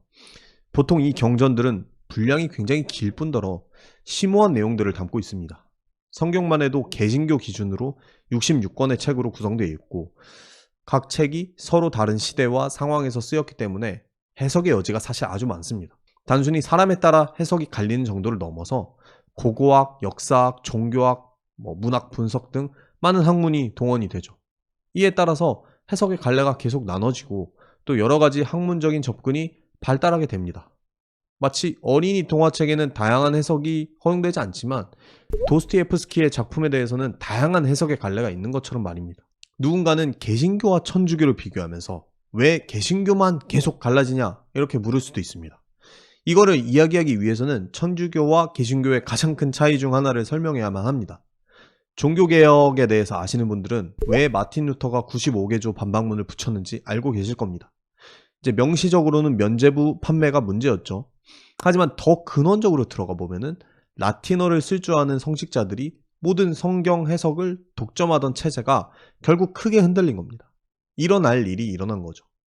비교적 성경이나 교리 해석이 자유로운 개신교와는 달리 가톨릭은 중앙에서 교리를 통제하고 관리하는 체계를 갖고 있습니다. 이게 루터의 시대에는 큰 단점으로 작용했지만 지금 시대에는 사실 장점도 많이 있다고 봅니다. 우선 교리를 가지고 크게 싸우거나 분파가 나눠질 가능성이 적다는 점, 이게 개신교인으로서는 가장 부러운 부분입니다. 즉 교황청에서 적당히 선을 그어주니까 큰 싸움이 일어날 일이 없죠. 한 예능 프로그램에서 나왔던 비유처럼 개신교가 로컬 자영업이라면 가톨릭은 대형 프랜차이즈입니다. 본사에서 주는 매뉴얼대로 레시피나 고객 응대 방식이 이루어져야만 하죠. 물론 가톨릭 신학자들도 적당히 신학적인 해석의 자유를 갖고 있습니다. 하지만 개신교만큼 자유도가 높진 않죠. 개신교의 경우에는 오히려 너무 자유롭다 보니까 훨씬 많은 종파가 갈라집니다. 이 역시 장단점이 있습니다. 우선 중앙 권력에 집중되지 않은 자유를 보장하고 모든 사람이 성직자를 거치지 않고서도 스스로 성경을 해석할 수 있다는 점은 개신교의 가장 큰 매력입니다. 마틴 루터 또한 이를 위해서 엘리트층만 읽을 수 있었던 성경을 일상 독일어로 번역하는 작업을 했습니다. 물론 누구나 자유롭게 성경을 해석할 수 있다는 말은 결국 정치적, 이권적 싸움으로 이어질 가능성도 존재한다는 뜻입니다. 실제로 성경 해석보다는 이런 이유로 종파가 갈라진 역사도 없다고 말한다면 거짓말이겠죠. 그럼에도 종파가 갈라지는 것 자체가 잘못은 아닙니다. 만약 서로를 비난하고 이단 취급하지 않는다면, 그리고 해석의 차이를 서로 존중한다면 단순히 종파가 많다는 것 자체는 그만큼 해석의 다양성을 존중하고 있다는 뜻이 될 수도 있으니까요. 많은 종파를 종합해서 순전한 기독교를 제시한 것으로 유명한 C.S. 루이스는 신학이라는 학문에 대해서 이렇게 말한 바 있습니다. 신학은 단순한 학문 체계가 아니라 수많은 사람들이 신앙적으로 걸어본 길을 지도로 엮은 것이다. 무언가가 진리라고 해서 하나의 해석만 있어야 한다는 말 자체가 편견일 수 있다는 뜻입니다. 어린 왕자는 짧고 쉬운 동화이지만 세계적인 문학 작품으로 여겨집니다. 왜 그럴까요? 각자의 상황과 연령에 따라서 다양한 해석이 가능하기 때문입니다. 단 하나의 해석만을 허용하는 종교는 오히려 폭력성을 띠기가 쉽습니다. 넷플릭스의 유명 작품인 연상호 감독의 지옥은 바로 이 주제를 다루고 있죠. 이 작품에 등장하는 새 진리회는 충분히 여러 가지로 해석될 수 있었던 지옥 고지 현상을 자신들만의 해석으로 독점해버립니다. 이를 통해서 온갖 사회적인 문제를 일으키는 모습이 이 드라마의 핵심 주제로 등장하죠. 하지만 이것은 픽션에만 나오는 내용이 아닙니다. 해석의 다양성이 차단될수록 사실 고대의 원시 종교와 가까워진다고 볼 수 있습니다. 종교뿐 아니라 이데올로기 또한 하나의 해석이 전체를 독점했을 때 항상 폭력성이 드러났죠. 사실 대부분의 신학적인 갈등을 보면 성경 자체의 문제라기보다도 해석하는 사람의 성향 차이인 경우가 많습니다. 누군가는 좀 더 보수적인 정통을 중시하고, 누군가는 균형을 중시하고, 누군가는 진보적인 개혁을 중시합니다. 이러한 사람의 기본 성향이 성경 해석에도 끼치는 영향이 어마어마합니다. 사실 성경뿐만 아니라 뉴스, 컨텐츠, 문학 등을 읽을 때도 예외는 아니겠죠. 우리는 항상 자신을 투영해서 무언가를 읽어내고 있습니다. 이처럼 사람들 사이에 성향과 배경적 차이가 있는 이상 성경의 해석에도 계속해서 차이가 나타날 겁니다. 그러한 차이를 인정하고 굳이 강제로 통합하지 않은 결과가 현재 수많은 종파입니다. C.S. 루이스의 비유에 따르면 기독교가 거실이라면 각 종파는 각각의 방입니다. 각각의 방에 들어가 있어도 결국 한 집에 있는 것이고 언제든 거실에 다시 모일 수 있는 거니까요. 물론 모이고 흩어지는 과정에서 여러 가지 싸움과 분란이 일어났던 것도 사실이고 그런 태도를 보이지 말아야 하는 것도 사실입니다. 집안 싸움의 문제는 따로 개선이 되어야겠죠. 그렇다고 방 없이 오직 거실만 있는 집만 지어야 된다고 말할 수는 없습니다. 이처럼 단순히 종파가 많다는 것이 그 진실성을 훼손하지는 않는다고 말씀을 드리고 싶습니다. 다음 질문입니다. 신 앞에 평등하다면서 목사는 왜 특별한 지위를 누리는가? 제가 고등학생 때의 일입니다. 교회에 나온 지 얼마 안 된 동생 한 명이 전도사님한테 이런 질문을 던졌습니다. 교회에는 왜 계급이 있어요? 전도사님은 당황한 기색을 숨기면서 웃으며 답했습니다. 아니야, 교회에는 계급이 없어. 그랬더니 그 친구가 바로 받아쳤습니다. 에이, 담임 목사님이 제일 높고 그 다음에는 장로님, 전도사님, 그 아래는 그냥 쩔이잖아요. 이에 전도사님이 여러 가지 이야기를 해주었지만 어떤 내용이었는지는 잘 기억이 안 납니다. 그리고 지금 이 질문을 받고 나니까 문득 그 기억이 다시 떠오른 겁니다. 왜 떠올랐을까요? 아마도 이런 생각 때문이었을 겁니다. 그때 고등학생의 눈에도 교회 안에 위계가 분명히 보였구나. 자, 이론적으로 우리는 교회 안에 위계가 없다고 말을 하긴 합니다. 기독교, 특별히 개신교는 원래 모든 성도가 평등하다고 말하죠. 만인 제사장이라는 표현을 씁니다. 신약성경의 베드로전서라는 책을 보면 성도들을 향해서 너희는 왕같은 제사장이다 라고 선언하는 구절이 나옵니다. 이건 굉장히 의미심장한데요. 왜냐하면 예수가 오기 전 구약 성경의 유대교에서는 제사장이라는 직책이 혈통을 통해서만 이어지는 정말 특별한 직책이었기 때문입니다. 심지어 이 사람들은 다른 모든 사람을 대신해서 신과 독대하는 사람들로 여겨졌습니다. 또한 다른 종교들처럼 이 사람들만이 제사와 예배를 집행하는 역할을 맡을 수 있었죠. 이러한 역할이 신약에 와서 모든 성도들에게 확대 부여된 겁니다. 예수 이후의 모든 기독교인들은 자기 자신이 결국 제사장입니다. 종교개혁자들은 이런 만인 제사장의 개념을 붙잡고 기존 로마 가톨릭의 성직 제도를 강하게 비판했습니다. 성직자만이 하나님과 소통하고 성직자만이 성경을 해석하는 권리를 가진다라는 주장에 반대를 한 겁니다. 예수가 이 땅에 다녀간 이후 더 이상 특별한 성직자도 제사장도 없다는 것이 이 종교개혁가들의 생각이었습니다. 그런데 현실은 어떨까요? 이런 가르침이 정말 현실에서 잘 받아들여지고 있을까요? 여전히 많은 교회에서 목사는 하늘에 좀 더 가까운 사람처럼 여겨지곤 합니다. 특히 대형교회로 갈수록 이런 분위기는 더 명확해지곤 하죠. 담임 목사는 높은 단상에 있고 앞줄에는 장로님들이 앉아있고 회중들은 그 너머에 가득 차 있습니다. 이 전형적인 이미지죠. 예배 순서지에서도 교회 홈페이지의 조직도에서도 교회 안팎에서의 말에서도 우리는 계속 누가 더 높은가 라는 감각을 받아들이게 됩니다. 종교개혁이 일어난 지 벌써 500년도 더 지났는데 왜 그럴까요? 여기에는 크게 두 가지 이유가 있을 것 같습니다.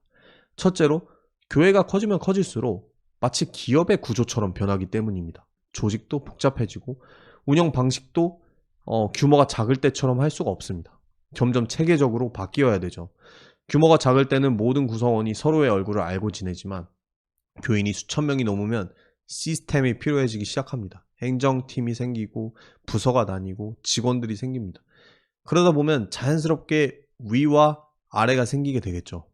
꼭 악한 의도가 있어서가 아니라 규모가 커지는 집단에는 어쩔 수 없는 현실이기도 합니다. 교회는 일반적으로 당회라는 시스템을 갖추고 있습니다. 장로회나 당회 등에서 서로를 견제하고 균형을 이루는 구조입니다. 하지만 실제로는 담임 목사에게 권한이 몰리는 경우가 많습니다. 설교를 통해서 메시지를 전달하고 운영에 관여하고 또 성도들과 가장 많이 만나는 사람도 결국 담임 목사이기 때문입니다. 물론 모든 큰 교회가 그런 거 아닙니다. 구조도 투명하고 공동체가 건강하게 작동하는 교회도 분명 존재합니다.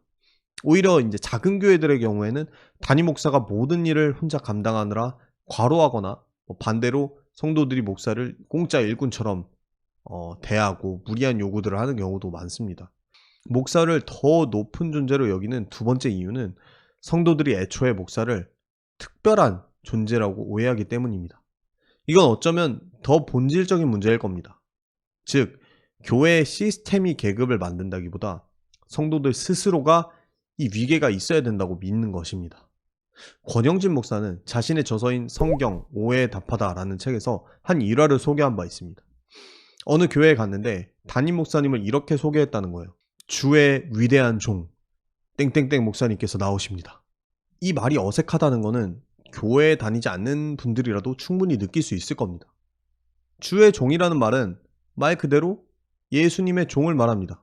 원래는 모든 신자들을 향한 표현이죠. 하지만 이 말이 어느 순간부터 목사 전용 칭호처럼 바뀌었고 심지어는 마치 그들을 신의 대리인처럼 여기는 뉘앙스가 덧붙여졌습니다. 이거는 사실 종교개혁자들이 그토록 타파하고 싶었던 성직자주의로 회귀하는 거라고 볼 수 있습니다.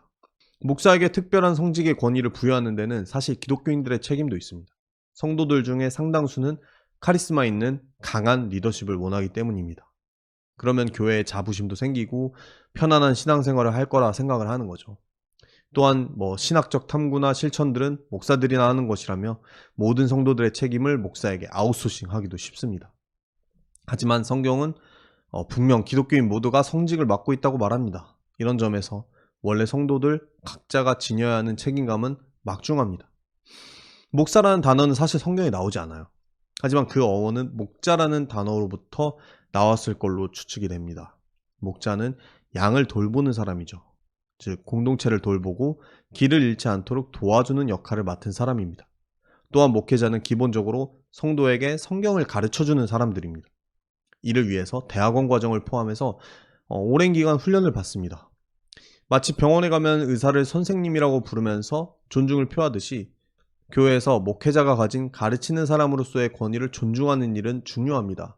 특히 이분들 중에는 평생을 헌신하면서 사람들을 섬기는 분들이 많죠. 이러한 헌신과 인격은 존중을 넘어서 존경심을 불러일으키는 경우도 있습니다. 하지만 이 존경마저도 존재 자체에 대한 숭배가 되어서는 안 되겠죠. 종교적 숭배는 일반적인 권위주의보다 더 위험합니다. 왜냐하면 신성함이라는 분위기가 섞이기 때문입니다. 목사님 말씀에 동의가 되진 않지만 내가 감히 의심해도 되는 걸까? 혹은 나는 영적으로 부족하니까 이건 내 수준에서 고민할 일이 아닐지도 몰라. 이런 마음들이 생기기 시작을 하면 자연스럽게 질문이 사라지고 비판이 사라지고 결국 생각하는 공동체가 사라지게 됩니다. 이러한 분위기가 팽배하면 목회자 본인도 신적 권위에 취해버릴 확률이 높겠죠.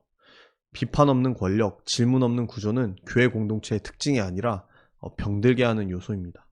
기독교의 핵심 메시지 중 하나는 모든 사람이 하나님 앞에서 똑같이 귀하다는 겁니다.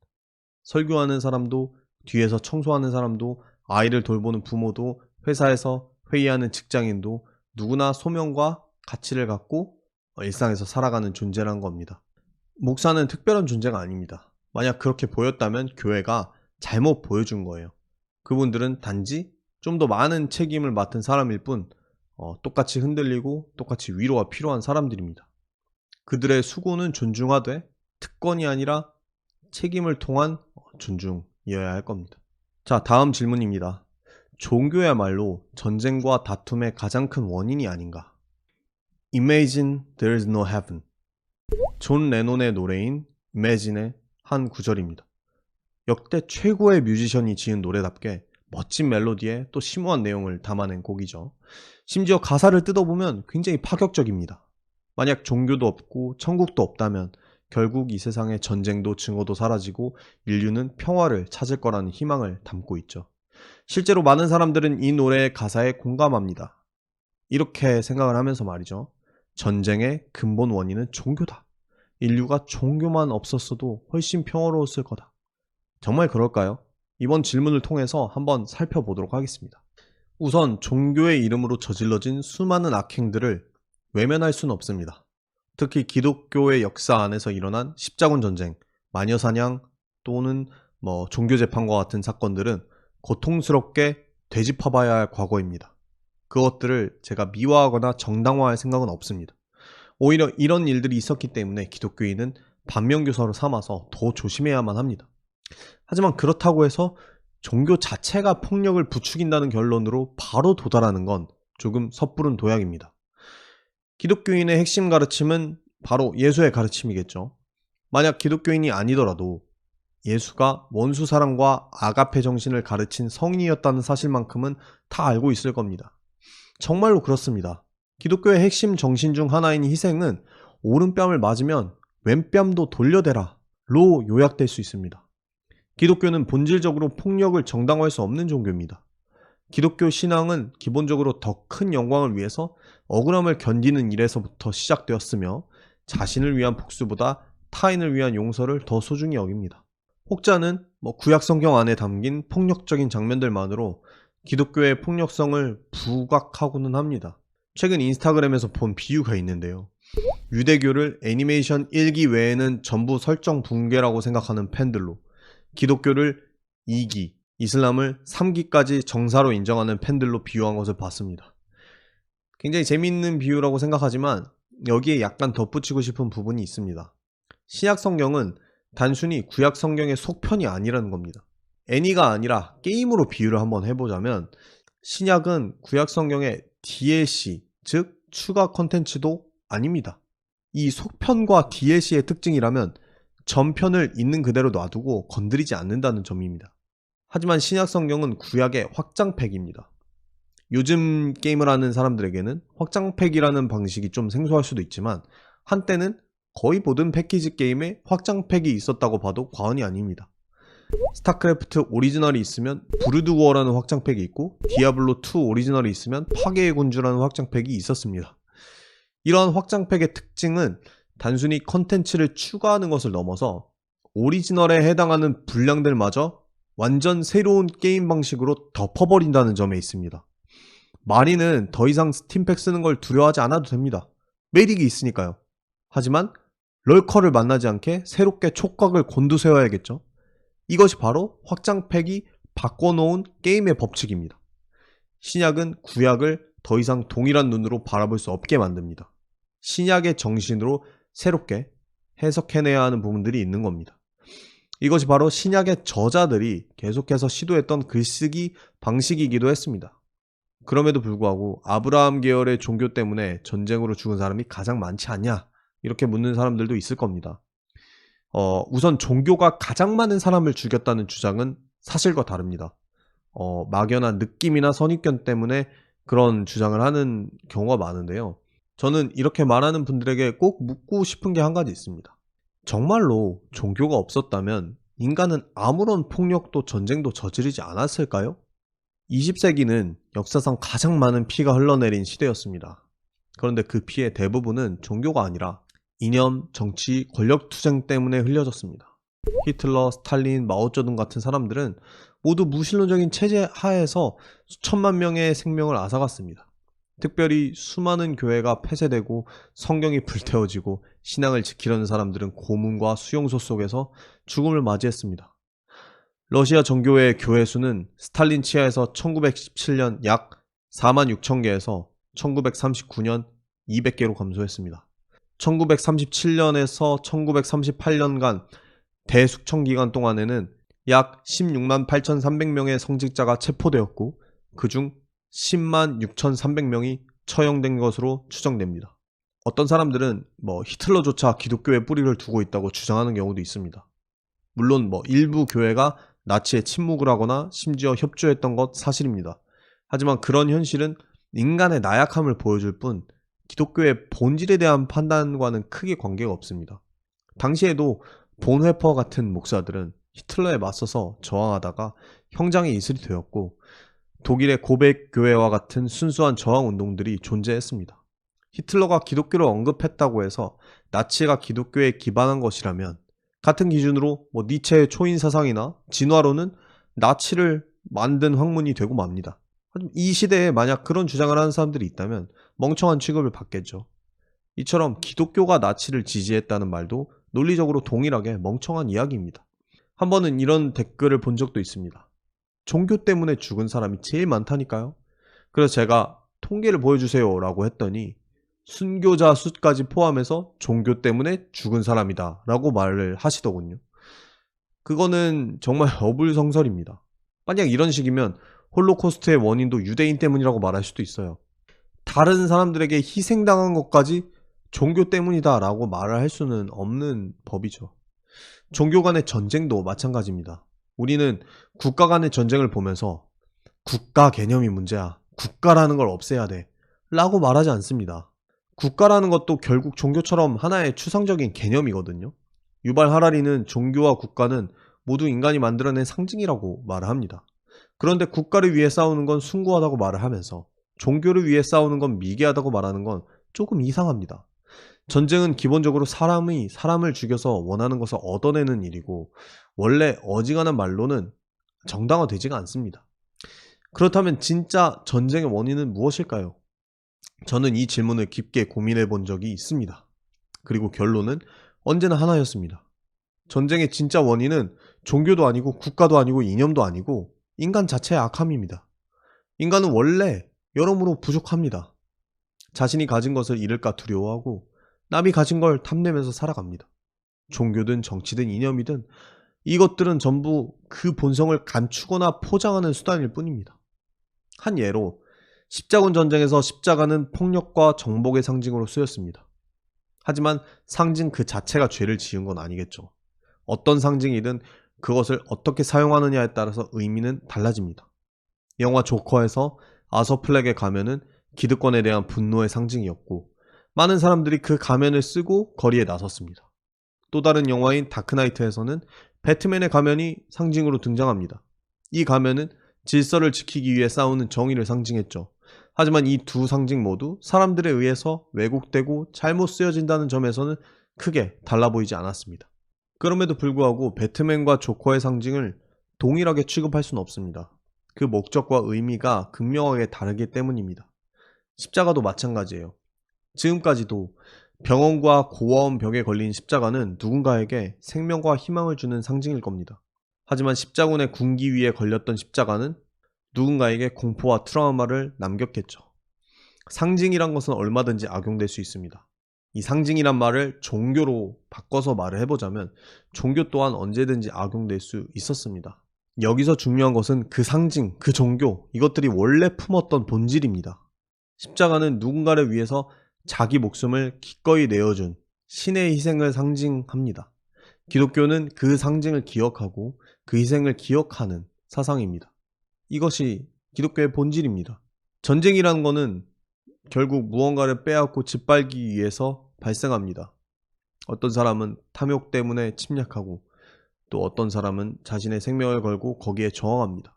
러시아와 우크라이나, 이스라엘과 팔레스타인, 겉으로는 정치와 종교라는 전혀 다른 명분을 앞세우고 있지만 본질은 크게 달라 보이지 않습니다. 결국은 자신이 가진 것을 지키기 위한 폭력 혹은 남이 가진 것을 빼앗기 위한 폭력일 뿐입니다. 사람들이 차용하는 언어와 명분은 달라도 그 내면에 흐르는 욕망은 언제나 비슷한 모습을 보입니다. 저는 이 지점을 생각할 때마다 우리가 정말로 어떤 것 때문에 싸우고 있는지를 다시 묻게 됩니다. 이념은 핑계, 종교는 도구가 됩니다. 기독교는 이 땅에서 사람을 완벽하게 만들 수 없습니다. 교회 안에도 죄인은 있고 교회 안에도 범죄는 있으며 기독교를 믿는다고 해서 누구나 착해지는 것도 아닙니다. 기독교 국가가 된다고 해서 전쟁을 일으키지 않는 것도 아닙니다. 오히려 이 기독교인이 내거는 가치들에 비해서 실력이 따라주지 못하는 경우가 굉장히 많습니다.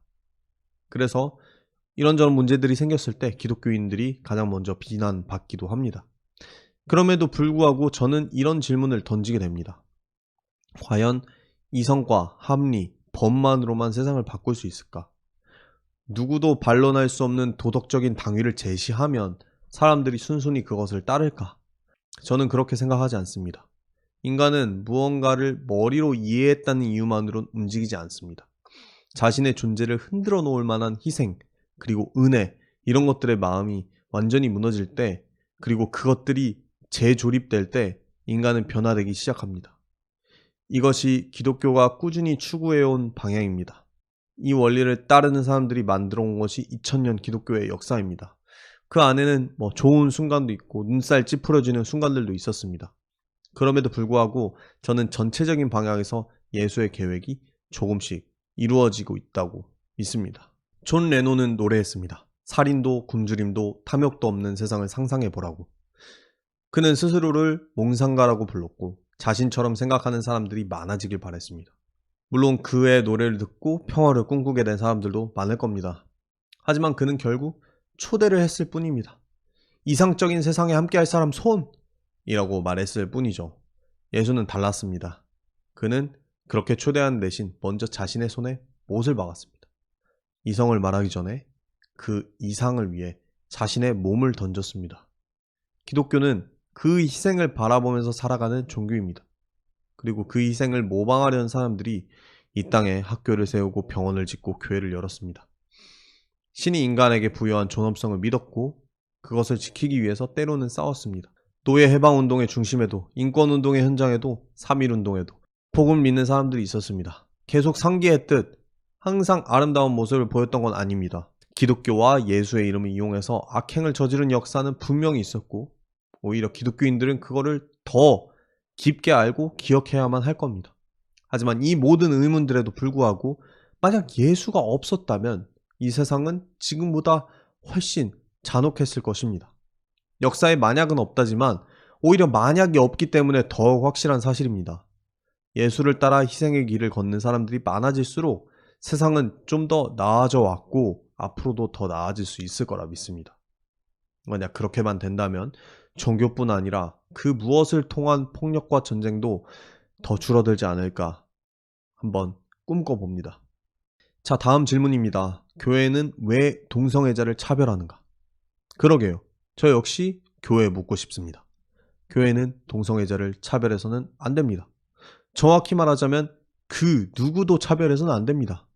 그 사람이 어떤 성적 지향을 가졌든 어떤 삶의 궤적을 걸어왔든 모든 인간이 근원적으로 연약하고 불완전한 존재라는 것이 기독교의 근본 가르침이기 때문입니다. 그렇기 때문에 교회가 해야 할 일은 먼저 품는 거지 선 긋고 밀어내는 것이 아닙니다. 하지만 현실은 어떨까요? 기독교는 곧 혐오적 사상이다. 교회는 차별의 공간이다. 이런 생각이 널리 퍼져 있습니다. 그 가운데 가장 많이 회자되는 이슈가 바로 동성애 문제입니다.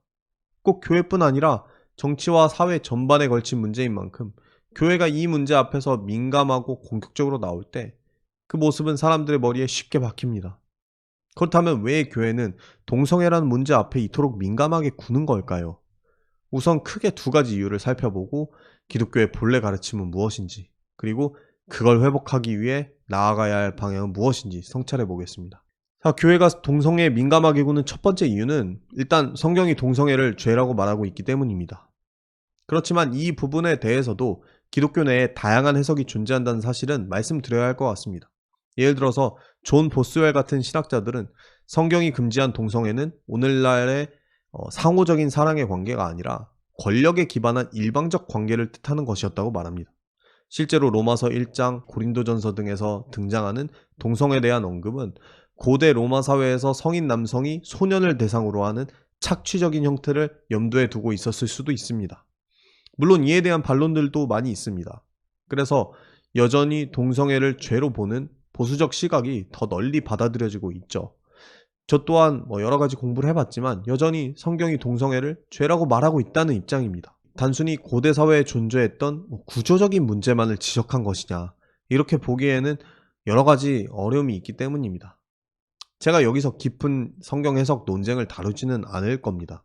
하지만 그보다 훨씬 중요한 사실을 다룰 겁니다. 만약 성경이 동성애를 죄로 여기는 것이 사실이라고 해도 그 죄가 특별한 죄라고 말한 적은 한 번도 없다는 겁니다. 거짓말, 탐욕, 교만, 질투, 음욕, 폭력, 이런 것들은 성경이 죄라고 언급한 것들인데요. 동성애는 이것들과 같은 선상에서 언급됩니다. 결국 신약 성경이 말하는 핵심은 모든 사람이 어떤 부분에서는 잘못되어 있다는 현실입니다. 근데 현실의 교회는 왜 동성애에만 유독 강경할까요? 대다수의 교인들에게 동성애란 결코 자신이 저지를 일이 없는 죄이기 때문입니다. 탐욕이나 거짓말, 음란 같은 죄는 언제나 걸려들 수 있으니까 말을 조심하게 되는 거죠. 누구나 어느 정도 탐욕적이고 적당히 거짓말을 하고 살아가니까요. 하지만 웬만해서는 무슨 짓을 해도 동성애자가 될 일은 없을 겁니다. 자신의 정체성과 굉장히 거리가 먼 남의 일이기 때문에 훨씬 거리낌 없이 정죄하게 되는 거죠.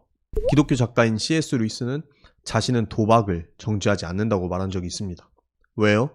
자신은 기질적으로 타고나기를 도박의 유혹을 크게 받는 사람이 아니라는 거죠. 저는 루이스의 이런 자세가 정말 존경스럽습니다. 사람들은 대부분 자기가 유혹받지 않는 죄에 대해서 더 쉽게 비난합니다. 비단 교회 다니는 사람뿐 아니라 대부분의 사람들이 그런 모습을 보이는 것 같아요. 마녀사냥이 판을 치는 작금의 인터넷 현실을 보고 이 말을 부정할 사람은 거의 없을 겁니다. 여기서 더 나아가서 동성애를 특별한 죄로 규정하려는 사람들은 동성애가 세상을 처음 만든 창조의 질서를 위반하는 죄이기 때문이라고 말합니다. 하지만 성경에 따르면 모든 죄는 창조 질서의 위반입니다. 이성 간의 불륜, 성폭력, 성착취, 이 모든 것들이 창조 질서의 일부일까요? 사실 저는 빈도로 따지면 이성애자들이 훨씬 자주 창조 질서를 파괴하고 있다고 봅니다. 교회가 동성애에 민감한 두 번째 이유는 심미적 불쾌감 때문입니다. 이 부분을 말하기가 제가 좀 조심스럽지만 꼭 지적해야 될 부분인 것 같아요. 저는 사람들이 동성애를 정죄하는 이유는 대부분 심미적 판단 때문이라고 봅니다. 말하자면 마치 거미를 보면 본능적으로 싫어하듯이 그냥 동성애자들의 행각을 싫어하는 거죠. 이런 경우에는 신학적 이유나 성경 같은 것들이 자기가 이미 싫어하는 걸 정당화하는 도구로 쓰이는 겁니다. 그 증거로 꼭 기독교인이 아니더라도 그냥 본능적으로 동성애자를 혐오하고 멀리하려는 사람들이 아주 많이 있습니다. 반대로 기질적으로 동성애자들로부터 아무 불편함을 느끼지 못하는 사람들도 있습니다. 동성애자에게 심미적 거리낌이 느껴지는 거는 어쩔 수 없겠죠. 타고나기를 그렇게 타고났을 수도 있고 어떤 진화 과정에서 그런 성향을 가진 사람들이 훨씬 많이 살아남았을 수도 있겠죠. 그래야 자식을 번식을 할 테니까요. 마치 동성애적인 성향을 갖고 태어날 수 있듯이 동성애를 꺼리는 성향도 타고날 수 있다고 봅니다. 이거는 동성애자들도 인정해 줘야 돼요. 하지만 이러한 성향을 타인에 대한 혐오나 차별적인 행동으로 표출하는 건 전혀 다른 차원의 문제입니다. 이건 교인을 떠나서 사회화된 사람이라면 의식적인 노력으로 극복하고 성숙해져야 할 부분인 거죠. 예를 들어서 몸이 기형인 장애인을 보거나 자신의 기준에서 너무 이상한 행동을 하는 사람들, 아니면 길에서 술에 취한 노숙자들을 보고 본능적으로 꺼려지는 마음이 들 수도 있습니다. 이런 마음이 드는 것 자체까지 뭐라고 검열을 할 수는 없어요. 하지만 그 사람들에게 대놓고 혐오감을 표출하는 것은 정말 다른 문제입니다. 자신이 노력을 해서라도 그들과 더욱 어울리고 점점 익숙해질수록 그러한 불쾌감은 사라지게 마련입니다. 모든 사람과 함께 하신 예수를 본받는 기독교인이라면 더욱 이런 노력을 의식적으로 해야 하는 것이죠. SF 드라마인 블랙미러에는 보이지 않는 사람들이라는 에피소드가 있습니다. 오래된 에피소드이니까 스포일러를 하겠습니다. 원치 않는 분들은 잠깐 뒤로 넘겨주시고요. 이 에피소드의 주인공은 마치 좀비와 같은 형태를 지닌 벌레라는 괴물들을 처단하는 군인입니다. 이 세계에서 모든 군인들은 벌레와 싸우기 위해서 전투력을 보조해주는 증강현실기기를 이식받습니다. 그런데 알고 보니까 이 벌레들은 그저 열등한 유전자를 지닌 민간인들에 불과했습니다. 정부는 우생학적인 이유로 이 열등한 민간인들을 말살하고 싶어 했고, 군인들에게 증강현실을 이식해서 이 사람들을 괴물처럼 보이게 만들었습니다. 저는 이 에피소드를 보고 굉장히 큰 충격을 받았습니다. 미래 기술을 다룬 이야기였지만 어쩌면 지금도 일어나고 있는 일일 수도 있겠다 라는 생각이 들었기 때문입니다. 어떤 이념에 깊게 빠지면 눈이 멀어버려요. 그리고 특정 집단을 인간이 아닌 괴물이라고 생각하게 됩니다. 급기야는 오직 그 사람들만 사라지면 세상이 평화로워질 거라는 착각을 하게 되죠. 이처럼 사회 전체가 자신들의 불쾌감을 정당화하기 위해서 특정 부류를 집단으로 묶어서 규정을 합니다. 극우, 극좌, 태극기 부대, 빨갱이, 한남, 한여, 조선족 이렇게 상대를 규정을 하고 결국 그 집단에 속한 개개인들은 보지 못하는 거죠. 교회 역시 우리는 하나님의 진리를 지킨다는 명목 아래서 특정 집단들에 대한 배제를 정당화하는 경우가 있습니다. 교회가 이런 모습을 보이는 것, 특별히 몇몇 대형 교회들이 앞다퉈서 이런 모습들을 보이는 것에 대해서 굉장히 참담함과 부끄러움을 느낍니다. 교회 안에는 이런 것들을 바꿔야 마땅하다는 생각에 오랫동안 목소리를 내오고 있는 사람들이 아주 많이 있습니다. 그 사람들은 언제나 예수의 모습을 근거로 삼습니다. 그분은 사람을 카테고리화하지 않고 개개인으로 봐주셨던 분이기 때문입니다. 예수는 1세기 유대인들에게 꺼려지던 사마리아인을 부정한 민족 취급하지 않았습니다. 이방인을 배척하지도 않았고 심지어 악덕 부자, 매국노, 창녀 이런 사람들도 사회학으로 규정하지 않았습니다. 오히려 그 사람들을 치유하고 친구가 되어주고 스스로 반성하도록 하셨죠.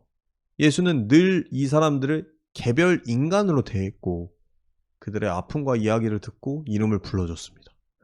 만약 교회가 진정 그분을 따른다면 동성애자라는 이름표를 벗기고 그 한 사람의 사연과 이름을 정면으로 마주해야 합니다.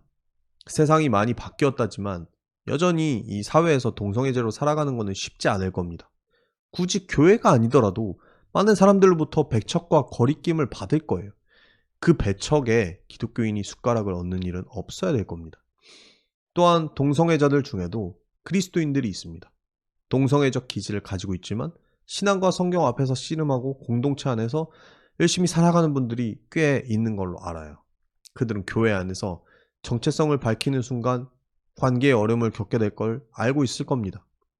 이 사람들이 신앙을 유지하는 건 아마 보통 사람들보다 10배는 어렵겠죠. 제가 알고 이해하는 신은 이 모든 사실을 알고 정상 참작해서 그들을 다른 신앙인들보다 훨씬 훌륭하게 여겨줄 겁니다. 결론을 내기 위해서 다시 질문으로 돌아가 보겠습니다. 왜 교회는 동성애자를 차별하는가? 저는 이렇게 대답하고 싶습니다. 교회는 동성애자를 차별해서 안 됩니다. 그것은 교회가 예수의 정신을 잃어버렸을 때 나타나는 모습이기 때문입니다. 자, 오늘의 마지막 질문입니다. 정신 승리를 잘하는 사람들이 교회에 다니는 건 아닌가? 기독교 신앙 혹은 종교 자체를 가져보지 못한 사람들이 흔히 제기하는 문제가 있습니다. 종교라는 것은 결국 마음의 평화를 위해서 가지는 게 아니냐 이런 것입니다. 이거는 좀 옹호적인 언어로 말한 거고 더 비판적인 사람들은 한마디로 종교는 정신승리가 아니냐 이렇게 따지기도 합니다. 대체로 마음이 유약하고 감정적인 사람들이 교회에 잘 나간다고 생각을 하는 거죠. 사실 이건 뿌리 깊은 비판입니다. 근대 기독교 비판의 3대장이었던 프로이트, 마르크스, 포이어바흐의 주장이죠. 프로이트는 종교를 유아기적 환상이라 보았고 마르크스는 인민의 아편, 포이어바흐는 인간 자신에 대한 투영이라고 말했습니다. 이 모든 비판을 한마디로 정리하자면 사람들은 결국 삶이 힘들어서 의지할 곳을 찾기 위해서 종교를 만들어냈다는 겁니다. 이처럼 정신승리라는 말에는 진실이 아닌데 진실인 것처럼 여긴다라는 뉘앙스가 있습니다. 주로 자기 기만 내지는 현실 도피를 뜻하곤 합니다. 하지만 제가 주목하고 싶은 부분은 좀 다릅니다. 만약 정신승리의 정의를 좀 더 넓혀서 진실이라는 100%의 보장은 없지만 마치 진실인 것처럼 여긴다 라는 걸로 바꾼다면 어떨까요? 만약 이런 의미라면 기독교는 분명히 정신승리가 맞습니다. 기독교인들에게는 신의 존재나 기독교의 진실성을 100% 입증할 방법이 없어요. 물론 여러 가지 단서와 철학적 근거를 대볼 수는 있겠지만 그것들이 확실한 증명이냐? 라고 묻는다면 솔직하게 그렇지 않다고 답해야만 합니다. 그렇기 때문에 저를 포함한 대부분의 신앙인들은 신앙을 통해 정신승리를 하고 있는 것이 일견 맞습니다. 그런데 저는 좀 다른 질문을 던져보고 싶습니다. 정신승리가 항상 나쁜 것일까요? 한 번은 저와 종종 종교를 주제로 토론을 나눴던 친구가 이렇게 물었습니다. 그래서 정말로 기독교를 믿는 이유가 뭐야? 세상에서 마음의 안정을 주고 착하게 살 동기부여를 주고 죽으면 천국 갈 수 있다고 해줘서야? 좀 따지려는 뉘앙스긴 했지만 그럼에도 저는 이 질문을 듣고 조금 웃음이 나왔습니다. 그리고 이렇게 답을 했죠. 네가 지금 말한 게 사실 인생의 전부 아니야? 이 친구가 지적했듯이 기독교는 사람에게 마음의 안정을 줍니다.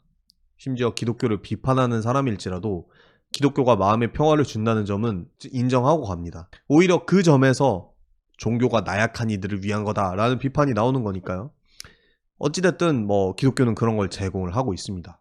내가 단지 이 세상에 무작위로 던져진 물리적인 덩어리가 아니라 세상의 창조주가 사랑으로 지은 존재라고 생각할 수 있도록 도와주죠. 심지어 그 나를 위해서 그 창조주가 죽기까지 희생했다, 이런 이야기를 들려줍니다. 기독교인은 이런 내용들을 통해서 비록 이 세상에서 내가 보잘것없는 위치에 있더라도 자긍심을 가질 수 있었습니다. 1세기 초기 기독교인들은 상당수가 노예였습니다. 그리고 원래 태어나서 죽을 때까지 주인을 섬기는 것 외에는 아무 존재 가치가 없는 사람들이었죠. 그런 노예들에게 신약 성경은 너희 또한 주인과 다를 바 없이 그리스도 안에서 하나다, 그리고 형제다 라고 말해줬습니다. 현 시대에는 노예가 없지만 그 당시 노예처럼 스스로를 쓸모없다고 여기는 사람들이 많을 겁니다. 기독교 신앙은 그 사람들에게 삶의 목적, 방향, 말하자면 자기 자신의 사용 설명서를 제공해 줬습니다. 또한 기독교는 객관적으로 선한 삶을 제시해 줬습니다. 차별과 싸움보다는 사랑과 희생이 객관적으로 옳다고 말해준 가장 강력한 사상이었죠. 오해하지 마셨으면 좋겠습니다. 사랑과 희생을 실천하는 사람들이 전혀 없었다, 이런 말이 아닙니다. 오히려 기독교가 한 일은 이 사람들이 한 행위에 선이라는 강력한 표식을 붙여준 겁니다. 이게 선이야. 이렇게 행동하는 사람들이 선한 거야. 이 표식은 예수의 십자가라는 초강력 접착제를 통해서 붙여졌습니다. 알파고와 이세돌 구단이 펼쳤던 세기의 바둑 대결을 기억하실 겁니다. 자, 그게 벌써 10년이 지났어요, 여러분. 아시는 분은 아시겠지만 그 이후에 프로 바둑의 세계는 완전히 판도가 바뀌었다고 합니다. 이제는 AI와 얼마나 비슷한 수를 내는지가 곧 바둑 기사로서의 실력의 척도가 됐습니다. 마치 드래곤볼에서 전투력을 측정할 수 있듯이 바둑력을 명확한 수치로 측정할 수 있게 된 거죠. 현존 최강의 바둑 기사인 신진석 구단은 AI와 65% 이상의 일치율을 보여주는 것으로 유명합니다. 자, 한번 예수라는 인물을 알파고라고 생각을 해볼게요. 그리고 사람들이 해야 할 것은 이 바둑 대신에 선한 삶을 사는 것이라고 쳐볼게요. 예수라는 인물의 삶과 가르침은 서구권을 중심으로 선함의 척도처럼 되었습니다. 종교인이든 아니든 결국 가장 선한 사람이 따라야 할 모습은 어느 정도 정형화가 되어 있어요. 현대의 대부분의 사람들은 선인이란 자신의 힘을 마음껏 발휘하기보단 약자를 위해 희생하며 심지어 자신의 원수까지도 용서하고 사랑하는 겸손한 사람이라고 생각합니다. 말하자면 선인상에 대한 일종의 사회적 합의가 갖춰져 있는 거죠. 간디, 마틴 루터 킹, 마더 테레사와 같은 이런 역사적인 위인들은 대부분 이 기준에 맞춰져 있습니다. 좋든 싫든 사실상 예수와 몇 퍼센트 닮았느냐가 선함을 측정하는 기준이 된 겁니다. 마치 바둑력을 측정하는 것처럼요. 이와 반대로 기독교의 등장 이후 강자에게 붙고 약자는 밟아서는 그런 약육강식의 방식이 굉장히 나쁜 행위가 되었습니다. 비록 다른 모든 동물들은 전부 그렇게 살아간다고 할지라도 말입니다. 그 이유가 무엇일까요? 예수의 모습과 완전 반대편에 위치한 행동이기 때문입니다. 알파고의 수와 하나도 일치하지 못하는 바둑기사는 이제 가장 실력 없는 사람으로 여겨지겠죠. 이것처럼 예수와 하나도 일치하지 못하는 사람은 현대의 기준에서는 선한 사람으로 여겨질 수가 없습니다. 이게 정말 사실일까요? 이 사실을 보증하면서도 또한 비판한 사람이 바로 우리가 잘 아는 니체입니다. 니체는 이러한 사고방식을 약자들의 정신승리라고 치부하면서 노예의 도덕이라고 불렀어요. 기독교가 본래 강자가 지녔던 가치, 힘, 고결함, 자신감 이런 것들을 악으로 규정하고 약자가 지녔던 가치인 겸손, 동정, 희생 이런 것들을 선으로 규정했다는 거죠. 기독교가 보편적인 도덕의 기준을 만들었다는 사실은 인정하고 있지만 오히려 그게 문제라고 비판한 겁니다. 니체에게 있어서 도덕이란 강자에 대한 부러움과 원한을 갖고도 그것을 숨긴 채 고결한 척을 하기 위한 약자들의 정신승리였던 겁니다. 이러한 니체의 진단은 저는 반은 맞고 반은 틀렸다고 생각을 합니다. 우선 니체가 역겨워하는 방식으로 도덕을 악용하는 기독교인들은 분명히 존재합니다. 정말 구체적인 예를 들면은 수많은 목사들이 대형교회는 한국교회의 암적인 존재야 라고 욕을 하면서도 채용 원서는 다 대형교회에만 넣는 모순을 보입니다. 일반 성도들도 마찬가지겠죠. 어떤 기업을 악덕하다고 욕하면서도 거긴 너무 가고 싶은 그런 모습들을 보일 겁니다. 별다른 이유 없이 부자들을 비판하고 자신은 돈과 직위를 꺼려하는 척, 청빈한 척 하지만 사실 누구보다 그걸 갖고 싶어하는 경우가 많습니다. 하지만 누군가가 니체를 인용하면서 기독교의 도덕 자체가 강자에 대한 원한에 의한 것이다 라고 말한다면 그거는 옳지 않다고 봅니다. 기독교는 언제나 질투와 원한을 경계하고 또 주어진 삶에 감사하도록 가르쳐왔기 때문입니다. 심지어 복음서는 사람들이 가장 미워하는 부패한 부자들조차 예수와 만나서 변화되는 모습을 보여줍니다. 반대로 상류층뿐만 아니라 가난한 하층민들조차 결국 예수를 배신하고 십자가에 못 박으라고 외치는 장면이 적나라하게 묘사되어 있죠. 이처럼 실제 기독교의 내용은 약자를 소중히 다루면서도 언더도그마를 부추기진 않습니다. 또한 사람들이 도덕에서 벗어나길 바랬던 니체의 기대와는 달리 우리가 사는 세상은 가면 갈수록 도덕을 중시하는 사회로 가는 것처럼 보입니다. 우리는 여전히 약자나 소수자를 존중해야 한다고 생각을 하고 힘 있는 자는 힘없는 자들을 함부로 대하지 말아야 한다고 생각합니다. 마음껏 힘을 휘두르는 사람은 악하고 희생으로 사랑을 실천하는 사람은 숭고하다라고 생각합니다. 오히려 그런 생각이 가면 갈수록 강해지고 있죠. 인류 역사상 정치적 올바름이 절정에 오른 현재만큼 강자들조차 한 방에 나락으로 떨어질 수 있는 세상은 없었습니다. 이처럼 종교의 껍데기만 벗어났을 뿐 사람들은 여전히 기독교적 가치관에 큰 영향을 받고 있습니다. 사실 기독교가 제시하는 이런 도덕적인 기준들은 객관적으로 검증할 수 없는 가치들입니다. 심지어 무신론자가 이 세상에서 선함과 의미를 찾는 행위 또한 넓은 의미에서는 전부 정신승리라고 봐야 할 겁니다. 정신승리라는 것의 어감이 썩 좋지 않기 때문에 이제부터는 의미 부여라고 바꿔서 말하겠습니다. 사실상 저는 동일한 의미라고 생각을 하니까요. 종교인들은 신이 그 의미를 제공한다고 믿고 무신론자들은 신 없이도 그런 의미가 도출될 수 있다고 믿습니다. 리처드 도킨스의 말처럼 과학적인 팩트만 놓고 보면 이 세상은 아무런 목적도 의미도 자유도 없는 맹목적이고 차가운 공간일 뿐입니다. 인간 또한 오직 유전자 번식을 위한 본능만으로 가득 차 있고 그 본능을 아름답게 포장하고 합리화하면서 살아가는 존재일 뿐인 거죠. 스티븐 호킹은 신이 없다는 자신의 믿음을 자주 드러냈지만 그럼에도 항상 삶의 의미를 부여하고 싶어 했습니다. 호킹은 유작인 빅 퀘스천에 대한 간결한 대답들에서 이렇게 말했습니다. 우리는 존재함으로써 그리고 서로를 사랑함으로써 의미를 만들어냅니다. 하지만 어떻게 존재 자체가 그리고 사랑이 이 차가운 물질적 우주에 의미를 가져다 주는지 그것에 대해서는 설명하지 않습니다. 그만큼 이 의미 부여라는 건 아름답지만 근거 없는 거라는 거죠. 이 의미 부여의 진가가 가장 많이 드러나는 것은 고통 중에 있을 때입니다. 기독교인들은 뭔가가 잘 풀리지 않을 때도 하나님의 깊은 뜻이 있으리라고 믿으면서 의미를 부여합니다. 그 어떤 것도 위로와 도움이 되지 않을 때 이러한 의미 부여야말로 어려운 시간들을 실제로 버텨낼 수 있게 도와줍니다. 사실 저는 무신론자분들도 비슷한 방식으로 어려운 시간을 버텨내는 걸 많이 봤습니다. 인생사 세옹지마라는 생각, 고생 끝에 낙이 온다, 최근 유행하는 회복 탄력성 같은 사고방식도 사실 전부 증명할 수 없는 의미 부여입니다. 그렇지만 우리는 본능적으로 우울하고 힘들어하는 주변인들에게 이런 위로를 건넵니다. 앞으로 다 잘 되려고 그러는 거야. 너무 상심하지 마. 좋은 일이 생기겠지. 단지 기독교인들은 이걸 신이 해준다고 믿을 뿐입니다. 본질적으로는 큰 차이가 없어요. 누군가는 이런 식의 의미 부여에 중독되면 더 높은 곳으로 올라갈 수 없다고 말합니다. 자기 자신을 객관적으로 보고 계속 채찍질하고 그렇게 성장해야 된다고 말을 하죠. 아마 여기서 성장이라는 거는 대부분의 경우 돈을 많이 벌어서 높은 직위에 가는 것을 뜻할 겁니다. 하지만 애초에 성장해서 돈을 더 벌고자 하는 목적이 무엇일까요? 깊이 들어가 보면 행복해지기 위해서겠죠.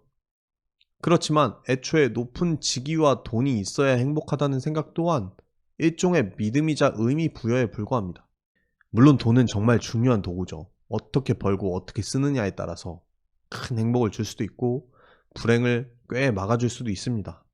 하지만 요즘은 돈의 전능함을 믿는 걸 넘어 그걸 부정하는 사람들을 조롱하기까지 하는 분위기가 형성되어 있습니다. 만약 누군가가 돈이 가장 중요한 게 아니라고 말을 하면 대다수의 사람들은 현실을 모르는 바보 취급을 합니다. 만약 부자가 그런 말을 하면 넌 가져봤으니 그런 편한 소리를 하겠지 라고 말을 하고, 만약 가난한 사람들이 그런 말을 하면 넌 가져본 적도 없으면서 그런 말을 하냐 라고 비난합니다. 그렇다면 대체 어떤 사람이 돈의 절대성에 대해 반론할 자격이 생기는 걸까요? 사실상 그런 자격을 얻을 방법은 없어 보입니다. 이런 와중에 기독교는 자족을 가르칩니다. 현재 처한 상황에 항상 감사하라는 것이죠. 하지만 이 말이 곧 발전하지 말라는 뜻은 아닙니다. 필요하다면 더 많은 돈을 벌어야겠죠. 더 높은 직위와 많은 것들을 얻어야 할 때도 있습니다. 자기 자신과 소중한 사람들을 지키기 위해서 말이죠.